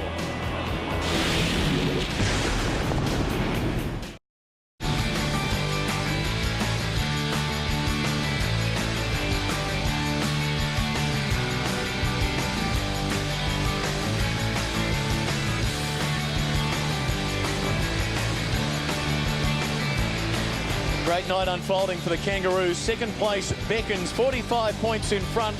Final quarter coming up. Let's find out how they're feeling. Darren Buick, their assistant coach with Lee Colbert. Darren, you look after the forwards, functioning pretty well at this stage. Yeah, we've been okay. We're not as predictable as we used to be, but just with Tomo there, so the boys are getting a look. If they keep moving and keep leading up and being targets for our midfielders, then someone's going to get a look eventually. Now, you weren't bad around goals, but young Wyman, he looks pretty good, mate, doesn't he? Yeah, it's been good for him to come into a game like this and actually have a look at it. You know, it's probably an opportunity where he could have kicked another one, but yeah, he's pretty lively, and you know, we need blokes at the ground level to be able to finish off the work. Scotty McMahon also, Lee Brown, they're all chipping in and got a bit of presence up there with some of your big guys. Yeah, I think it's important that if we can't mark the ball, we bring it to the ground and give Wyman and McMahon and Harvey and Grant those sort of opportunities at ground level. But if they keep having a job, someone's going to pop up and keep a goal. Thanks for your time, Boris. No worries, Colin. Good on you, Lee. Thanks for that. Yes, McMahon with 3 goals. Jones with 3 goals for the Kangaroos. Michael Newton with 2, the only multiple for the Demons, Harvey and Sinclair, each with 22 possessions to three-quarter time. Overall, the Kangaroos have had 256 disposals to Melbourne's 229. The inside 50 is interesting, just 3 more for the Kangaroos to three-quarter time. But as Jared said, Melbourne don't get a lot of penetration with their inside 50s. Here's what usually happens to Lee Colbert during the course of the matches, just a bit of a neck massage. On this occasion, it's Scott McMahon after he copped a knock during that third term. Bit of a grimace. Looks all right. Well, it's good to see him out in the ground. He's been lively. Again, Scott McMahon, another 3 goals. Opportunist, only the 7 disposals.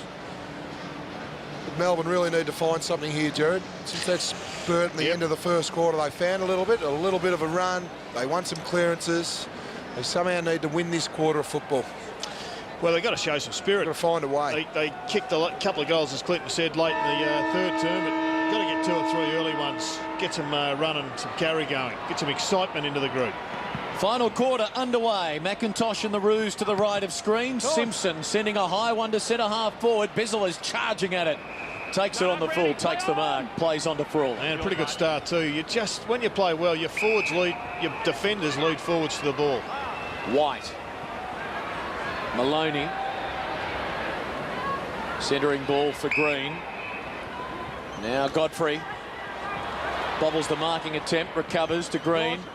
High one, tumbles inside the 50. Bate crashes the pack, waiting down as Brown. Snaps to the top of the square and Watt's in the right place. Well, as a mongrel went in by Brad Green. Well, had to do better than that. Harvey delivers to Sinclair. An effective kick, finding Sainsbury. Playing just his 3rd game for the season. Eddie Sainsbury was good, particularly early. And has had 14 touches. Probably shows just how strong the Kangaroos have been and how stable. I mean, Eddie Sainsbury is a good player. He hasn't been able to, I guess, settle, so he's got a lot of good strengths, though. There he is alongside of Brad Green. Playing his 4th senior year of AFL footy. Margin is 45 points. Play on. And remember, the Kangaroos' percentage is one of the poorer ones for teams in the top 8 at 101.4. They'll be outright second on wins, but should they give up a game in the run to September, they'll be overtaken on percentage. So this is a very important final term for them as well. Well, the Demons are about to get a chance. And Robertson was caught behind Shannon Watt, who has some toe for a big man. On the back of Newton. In fact, that's one of their strengths. Watt's quick. Brown is relatively quick as a big, even though he's playing up forward, and Ferrito's very quick. And Pratt. Lower, over the top. This is Sainsbury. Can they turn it into a 10-goal-plus win to boost that percentage? A couple of points. That'll be the question mark for Dean Laidley here. Buckley sending it wide. Good spoil, Swallow, and he hears it from the Kangaroo fans. Well, they wanted the free kick to Drew Petrie. They all thought he was grappled, but not so, according to the umpire. McIntosh and White. Simpson kept it in front of him. Now traps it. McDonald wraps him up. Simpson's got to try and knock it out. Bounce. Hope that's not all swelling underneath the bandage on Andrew Swallow. Let him up. Get your hands off him, James. He wasn't. Get your arm around him. Takes him. Let him. I wouldn't want to steal Brett Allen's parking spot. No. Very aggressive. White. Down to Nathan Jones. I think he's actually getting grumpier in his old age, Brett Allen. He used to be a lovely man. Yep, it used to be, can you hand me the ball, please? As Archer takes the mark. You talk about their defence, Jared, and throw in this guy, Glenn Archer. Yeah. An absolute beauty. The thing I like about the Kangaroos' defence, Jared, if the half-forwards of Melbourne go up the ground searching for the ball, they'll still stay back. And I think opposition sides need to have a look at that a little bit, need to make their defence accountable, but their speed and their ability to come in and help each other has been tremendous tonight. McIntosh forcing it out. This is Shannon Grant. Has time to have a look. Kicks to full forward. Ill-directed Brown. Filled the hole well. Kangaroos started this game with 4 goals to none in the opening 13 minutes and never looked back, although Melbourne did draw to within 5 points midway in the second term. Kangaroos were the last 4 goals of the first half, and they have not looked back. Melbourne going to half forward where Robertson wins the free for a hand in the back.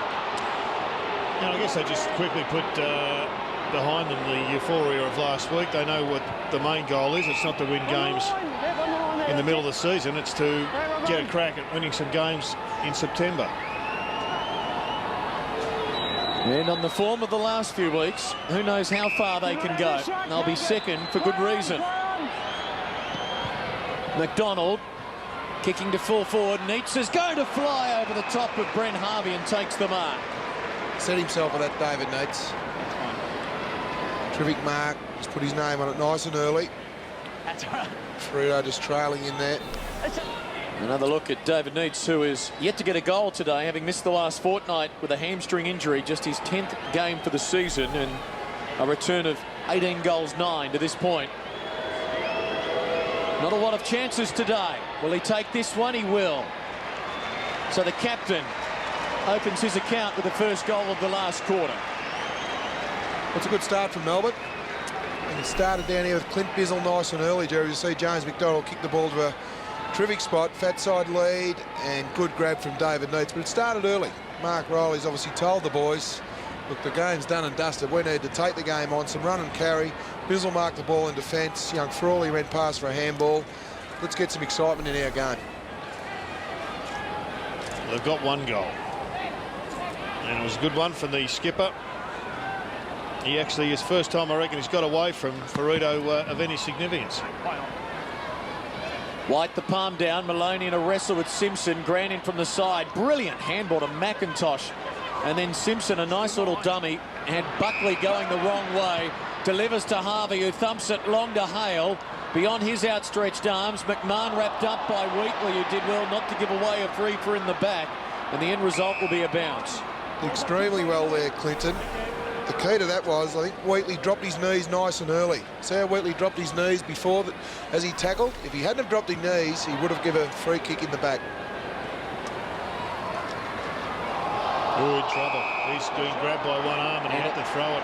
And a free kick coming up and a shot at goal for Brent Harvey. Oh. Let's have a look. He might have got a little bit of a fist onto it, but as he said, the umpire, he didn't see it. Just about the perfect tackle for mine, that, Jared. Regardless of whether it was a free kick or not. Perfect tackle from Brent Harvey. Another 24 disposals. Already kicked one. Put good money on this, Jared, to be number 2. Yeah. Your best and fairest winner at Arden Street. Could be on his way to a third. Delivers his second goal. Roos extend their lead. Bizzle continues to plead his case. I didn't see anything at all. Well, I can't right now, but I saw the hand lifted up like that. Did it show on the telly? Did it show on the telly? There it is. Well, it would have looked like a throw. It took us for the slow motion, and we'll have another very close look to see whether or not Clint Bizzle is right. Boomer Harvey, Brownlow medal favourite, getting goals late in the quarter, in the fourth quarter. Oh, good timing, Could Jerry. be handy. One just before three-quarter time. Doesn't hurt. Clint Bizzle still having a look at the big screen to try and catch a replay of it. 45 points the margin once more. Demons through McDonald. Robertson and Neitz go to ground off Ferrito. Had it on a string. Give him a vote today, Danny. I would, Jared. Every time the ball hit the ground, he is supported, he's backed up, his ability to run and take the opposition on has been terrific. Sinclair carries it well, kicks it long, pack forms, half forward the Roos. Brown at the back, should be able to get back-to-back goals, gives it to Jones, goes to Brown. Off it goes, Sainsbury creative, but like Harry Kuehl last night, he couldn't convert the soccer. What happened to Harry last night? Well, I thought it was very disappointing. He and Lucas Neal, we expected better. Not that we're bitter. As we have a look at Sainsbury. Big night on Fox Sports, though. I'll tell you what, we do need another channel, Jared. And I raised it earlier this year, and our esteemed boss, Tony Sinclair, said, but I'm sure we can get a Fox Sports 4 happening. Here's McDonald. Giving it off, Buckley. By the way, the British Open coming up straight after this. Robertson wins a free, hands in the back. Coming back to Robertson at half forward. Sergio. 3 in front. We'd like to see him win one. Oh, look, 5 or 6 years ago, it'll be equal, they said, of Tiger Woods, and Tiger's got plenty.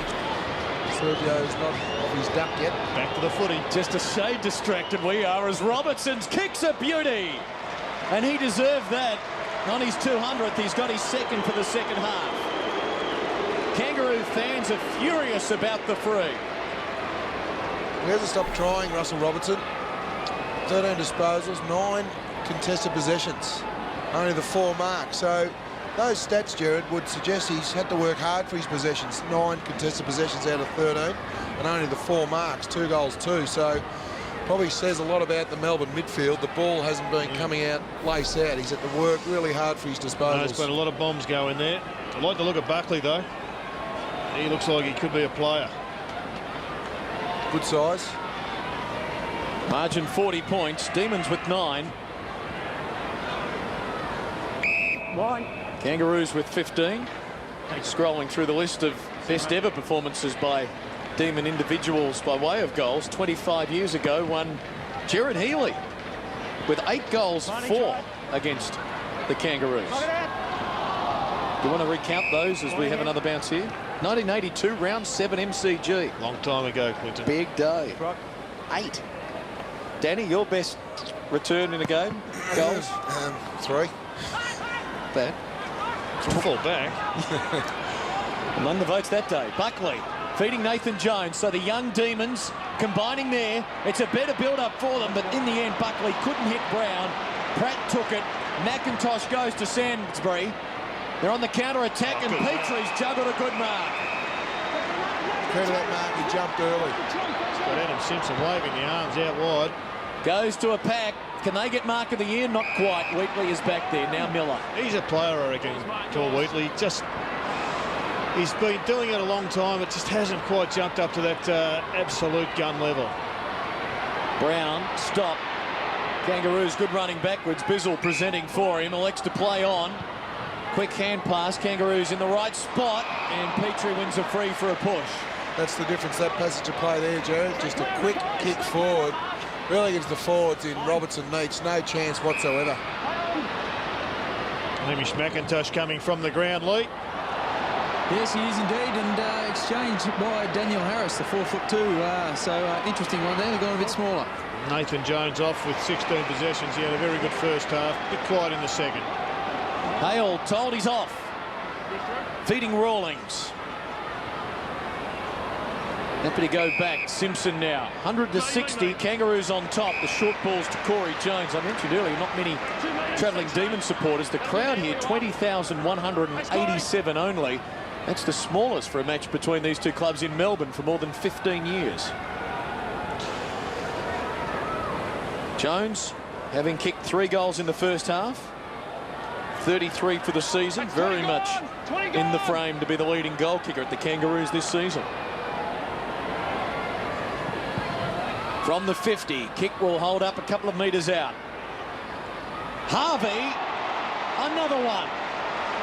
And again, it's a freakish goal from Boomer. Did well to get boot to ball, and the Kangaroo fans in the gathering are pretty happy. He's got his 3rd for the second half.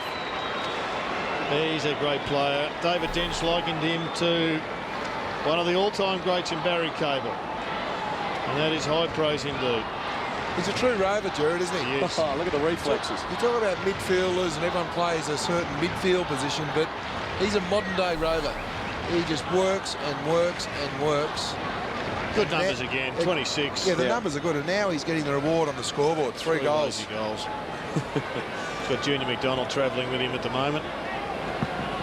McDonald also has had a pretty fair day. He's been one of Melbourne's best. Petrie away. Slamming it to full forward. Jones! Charging out. Hanging onto it magnificently. And taking the mark, gents. Tony Shaw wrote this week about the clubs in finals contention. What's the #1 player they can least afford to lose? As we see the mark again from Jones in the run to the finals. He wrote for the Kangaroos, Michael Ferrito. Who would you have as the player the Kangaroos can least afford to lose in the run to the finals? I wouldn't dispute that, Michael Ferrito. It's a lot easier to cover a midfielder than it is a key position player, and fullback just about the most important position on the ground at the moment. There's Jones again lining up for his 4th goal. This time he delivers it. I'd have to agree with you, Jared. The premiership teams over the last 10 or 15 years have all had a power defender. Last year. You look at the Brisbane Lions, Mel Michael, Leppich, Port Adelaide, Wakeland, Prawns. You've got to have a power defender, and Ferrito has really stepped up.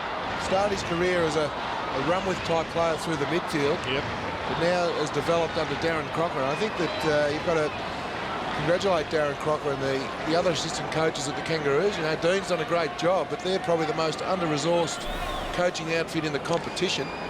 Crocker, Hutchison, Darren Buick, as we heard at 3/4 time. Leo Barry probably the exception that proves the rule.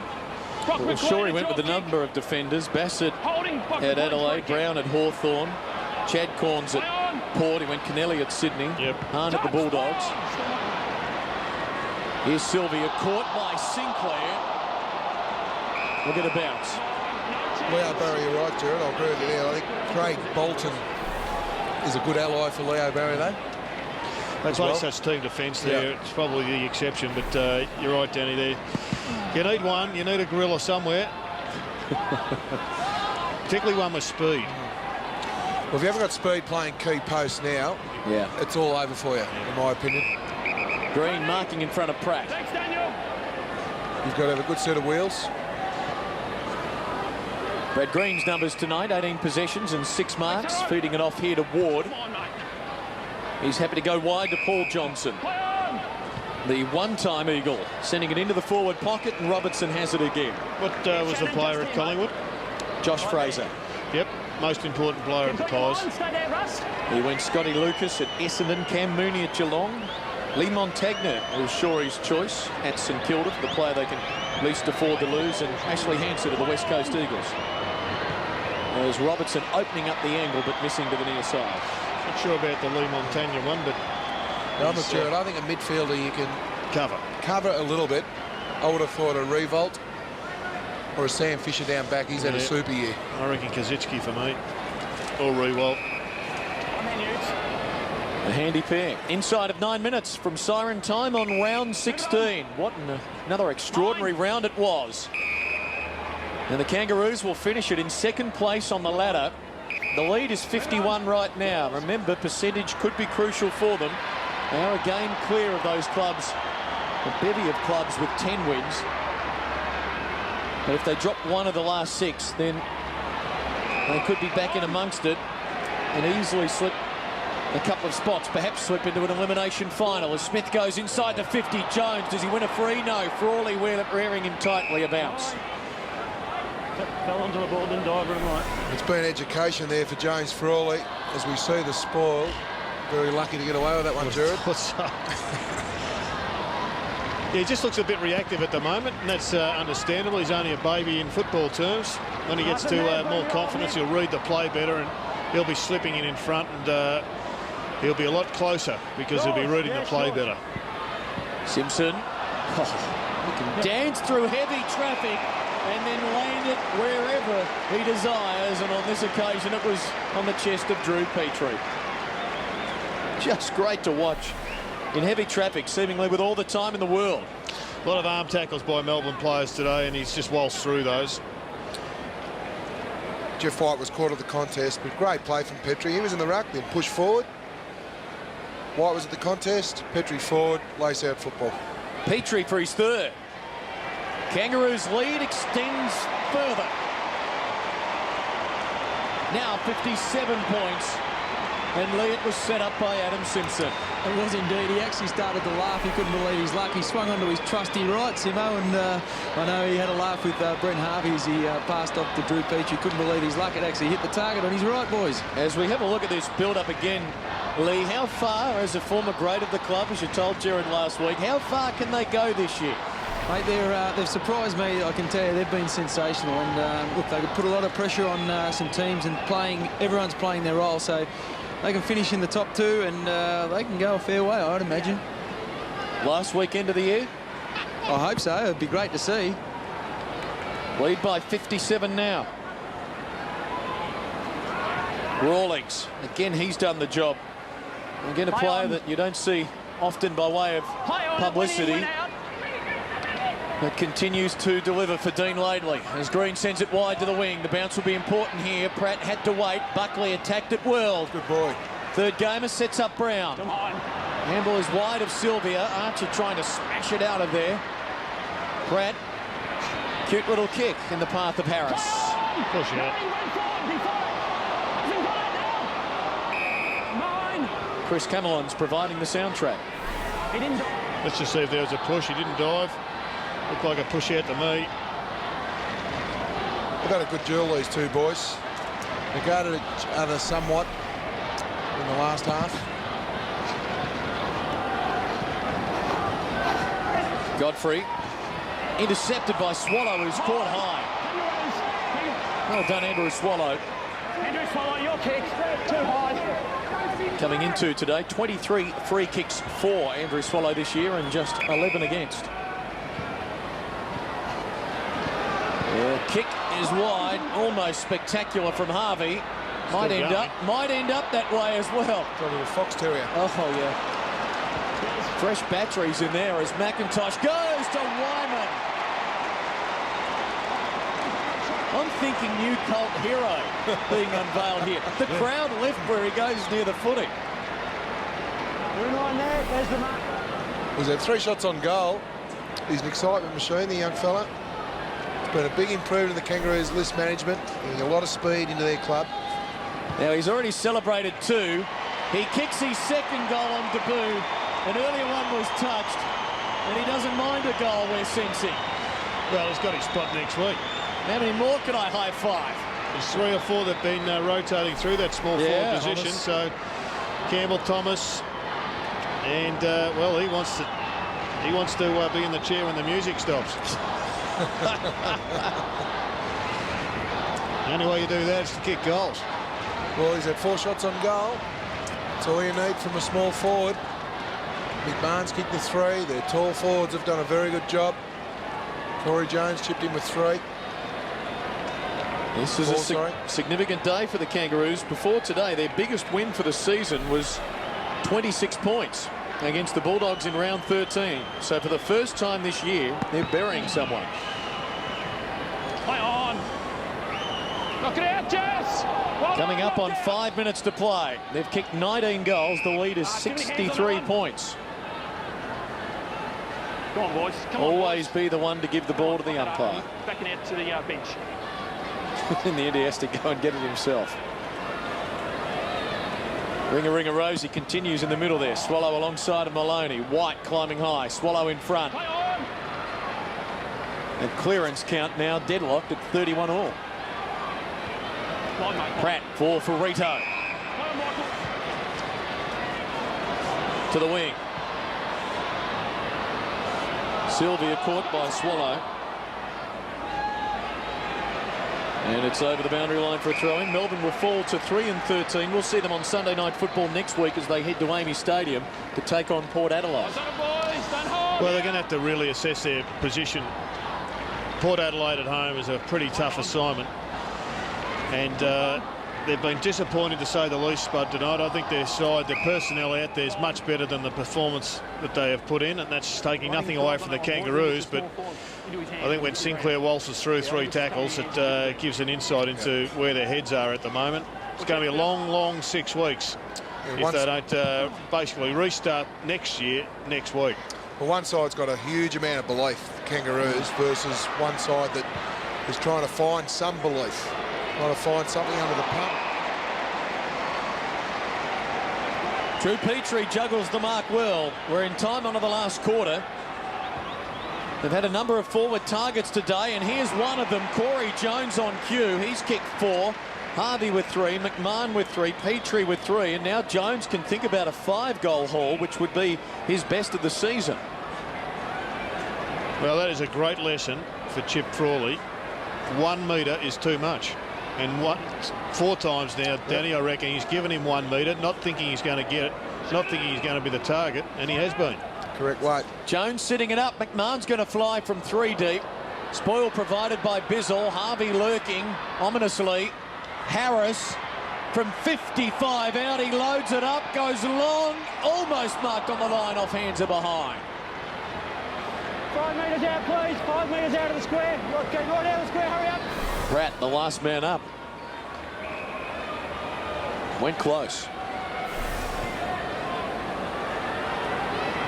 Melbourne work it quickly towards Sylvia on the outer wing.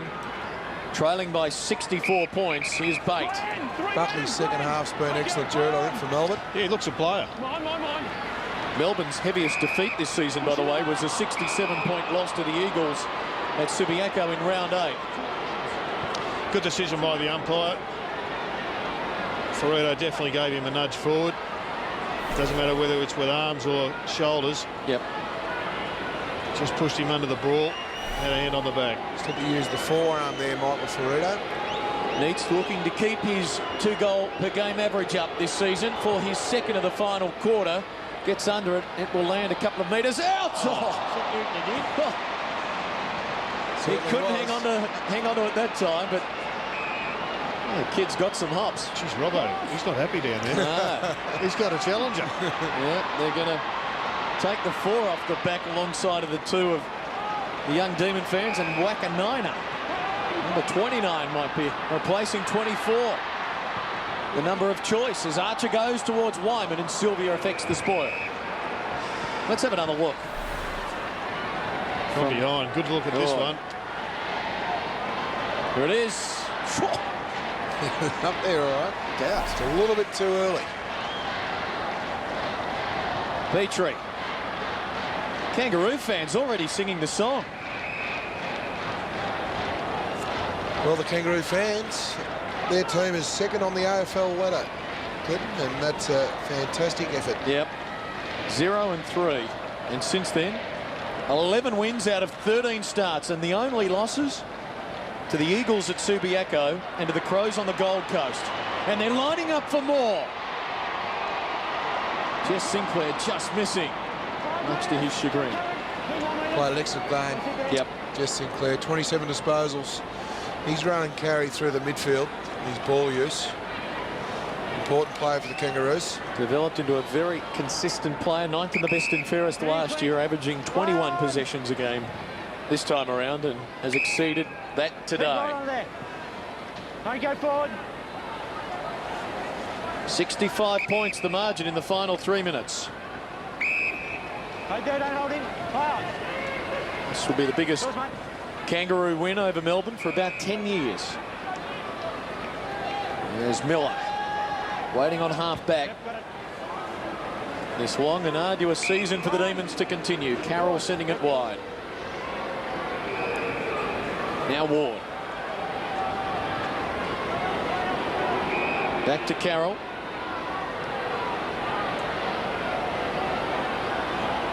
Chris Johnson going to the leading Newton, and he's trapped it on his chest. And I guess if we try to look for some positives for the Demons tonight, Michael Newton lining up for his 3rd goal would be one of them. Well, it was a good entry, lace-out football. It was interesting to see Jess Smith there on Newton, absolutely filthy with himself. As we see the ball kick to space, good lead from Newton. See Jess Smith there just hit the ground in frustration. That's what you like to see from a defender, Jared. Yep, dented your cast, but he's a good-looking shot at goal. Let's see if he can repeat it. Very straight-looking run, and hooked it. Put the moz on him. On the line, helped through for behind. He's another player, Jess Smith, in the Kangaroos' defence. The poise for a youngster his age is just sensational. Kangaroos go to Launceston next Sunday for the early game on Fox Sports AFL as they take on Hawthorn as Grant marks. Who are you tipping in that game? It's a 50-50 ball game. Question without notice. I'm going to go for the Hawks, Clinton. Okay, to bounce back. But the Saints were very good last night. Hawks flat in 2 of their last 3 now after losing to Adelaide a fortnight ago. I think the Hawks have to go in favourite purely because playing down in Tasmania. They've got a very good record down there. Has become a fortress for them, that's for sure. If it was played in a neutral service, arena, it'll be a 50-50 ball game. But because it's in Tassie, the Hawks get the nod. Still going 3 metres that one. See, Jared, no one rates the Kangaroos. Well, I think Spud's got an out there. The Tasmania angle is a good one to. It's a good one to fall on. Play on, out the tackle. Closing seconds on what's been another command performance by a Kangaroo team that is fighting to the bitter end. Mercy rule. Just about ready to wave it off. The biggest win for the Kangaroos this season. A big percentage booster. Clock counting down. The Kangaroos are now second on the AFL ladder.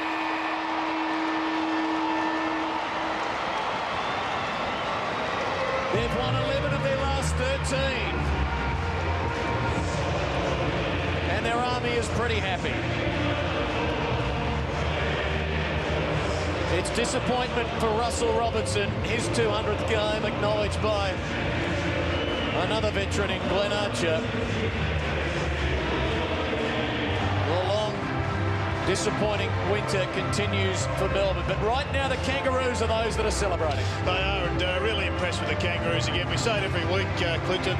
They're a side that are just so together, Danny, that they've made up for any weaknesses they've got in the talent, and they've got more talent than anyone gave them credit for. Their good players are playing at the top of their form. Their young players are improving weekly, and their ruck division, which has got 4 or 5 blokes in it, including the 2 obvious ones. Drew Petrie goes in there. They are really dominating throughout the middle of the ground. But Colby's down on the ground with one of the stars of the evening. I'm down here with Corey Jones. Jones is sensational. Second on the AFL ladder after today. Not a bad effort. Yeah, no, it looks really good. A bit of a danger game today, but to win by 10 goals, we knew Melbourne could come out and do anything. So it was credit to the boys, and hopefully we can keep it going. And yourself, 4 goals. Not a bad effort for a skinny little boy from Witchy-Proof. Yeah, no, glad to kick a few. Been a bit of a rut, but yeah, kicking reasonably straight, which is good.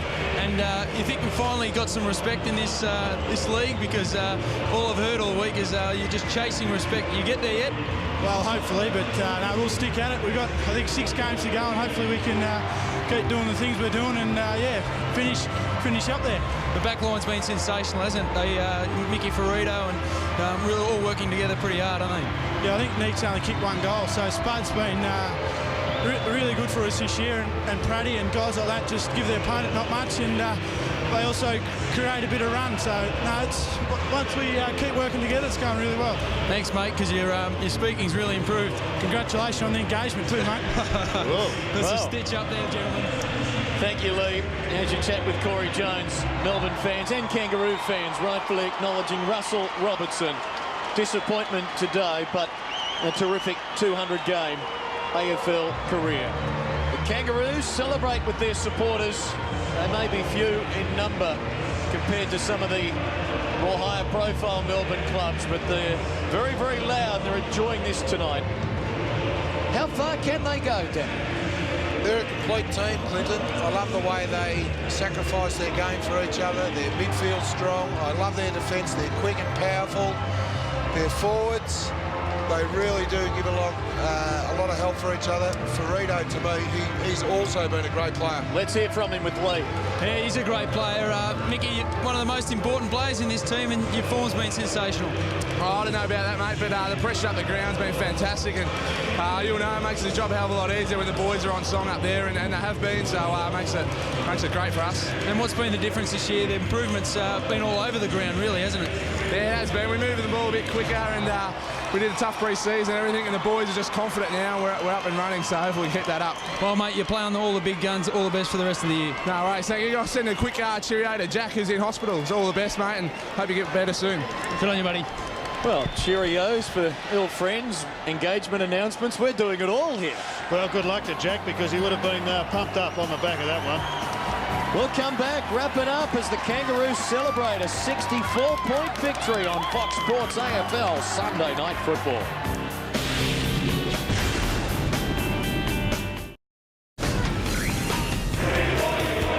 Second place was on offer for the Kangaroos as they hosted Melbourne on Sunday Night Football. The Roos' opening was superb. Drew Petrie helping them to a 4-goal lead. In the second, Michael Newton defied gravity. It was a Mark of the Year contender. But after they drew within 5 points, the Demons slipped back. Corey Jones helping the Kangaroos to a 28-point half-time lead. The party began in the third term. Shannon Grant sending one home before the first gamer. Jaron Wyman took great delight as he announced his arrival on the big stage. In the fourth quarter, it was all about percentage, and Brent Harvey was in the right place at the right time, helping secure the Kangaroos' biggest win of the season. That's how it went. Siren to siren on Sunday Night Football, the Kangaroos winning by 64 points, 19-12, 126 to 9-8-62. They're 11-5. They are second on the AFL table, and I reckon that might make the coach happy, Gerard. We spoke with him 7 days ago. Here's Dean Laidley with the league Colbert. Dean, pleasing win, but second on the AFL ladder with a little bit of a percentage booster today. Yeah, look, we spoke about that at quarter time, and we, you know, the coach's thoughts were, okay, this is a part of our journey, but percentage is going to play an important part. And I said, look, we really need to win the quarter, and I thought their actions were very good. Boys all over the ground, even performance from your whole group, but the back line's been sensational. Mick Ferrito is the rock back there, isn't he? Oh, he is. Look, he's week in, week out, he plays particularly well, and, you know, I thought Shannon White again was pretty good. And look, we played Casey Green there today, but look, Eddie Sandry was good through the midfield, and it's probably the first time we've played him there, even though he plays in the VFL. And I thought Jars coming in for his first game was, you know, was pretty lively, and look, our forward line functioned pretty well today. Dean, congratulations again. Clinton and Gerard upstairs. Let's speak about Brady Rawlings, one man who doesn't get a lot of publicity, but gee, continues to get the job done. Oh, look, he's just very disciplined, and he probably epitomises our side. You know, we speak about our evenness and the contribution and our actions for everyone. And look, you know, again, I thought he was very good, and, you know, he was able to adapt because the players that he has played on against Melbourne in Johnston, in Bruce, there's a bit of a history there. They weren't playing today, so this was another hurdle for him. So it was a great effort. Dean, we just spoke to Michael Ferrito, and he let us know that you all viewed it as a potential danger game, but geez, it was clinical the way you just took Melbourne apart. You must be pleased with that, I guess the laws and the rules that you put in place over summer are just now being adhered to subconsciously. Yes, look, Gerard, you know, you're spot on there, and look, to come back from that win last week at Subiaco. But I asked the players yesterday morning, did they think they could win the game? And I said, you know, put your hand up. And they all put their hand up, and I said, well, you know what, boys, thinking about winning this game isn't going to help us. And I said, it's the action from 5-10 tomorrow night is what's going to win us the game of football. You can think whatever you like, but unless we don't go out there and action the plan, we'll get left at the gates. And I thought they did that very well today. So we've got Geelong talking about keeping the lid on it, Dean. Looking forward for you guys, I mean, 11 of your last 13 now, do you have to talk up your prospects, or do you have to keep a lid on it down there? I don't think we have to keep a lid on it at the North Melbourne Football Club or Kangaroos. But look, you know, we've got... Our next month will really tell us where we're at. It's as simple as that. We've got the Hawks next week down in Tassie. Then I think we go to Brisbane, and then I think we may front up to you got West Coast and then maybe the Cats. So that's going to give us a good cider. And look, we're going to enjoy the challenge, and you know we're going to keep working hard, and you know whatever may be, what may be. What about your back line, Dean? Jess Smith has now slotted in down there. You've got 3 or 4 others that have been there regularly.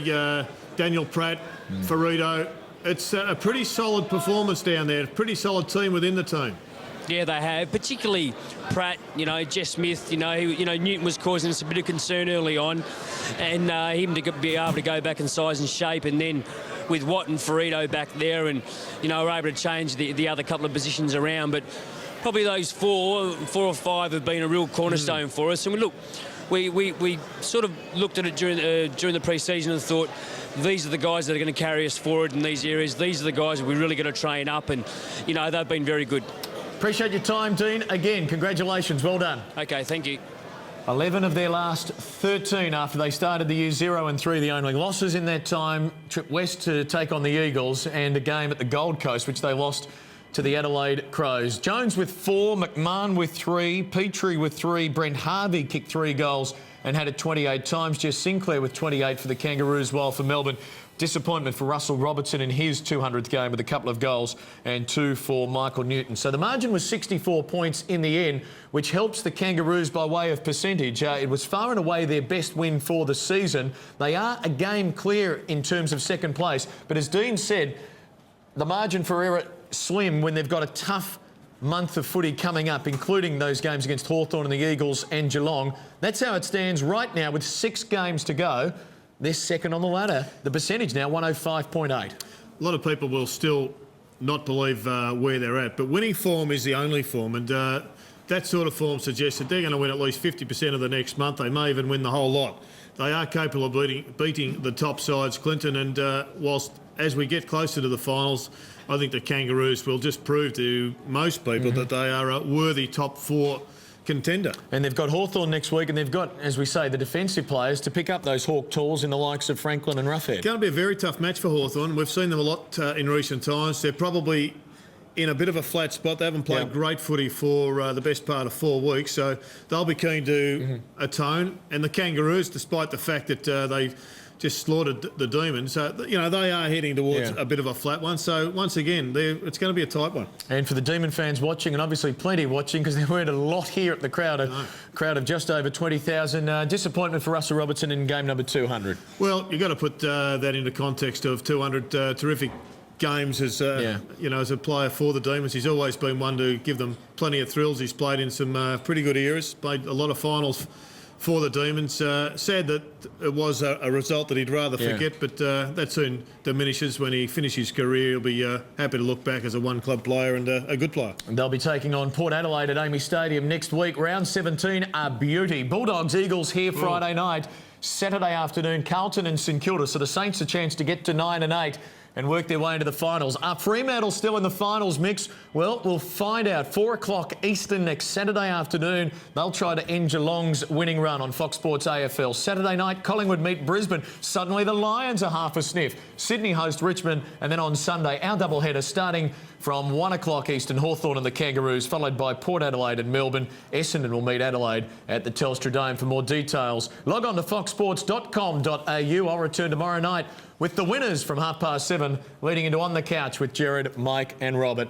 Jared wants Sergio Garcia to win. The British Open is next. Kangaroo fans, enjoy the song. Good night.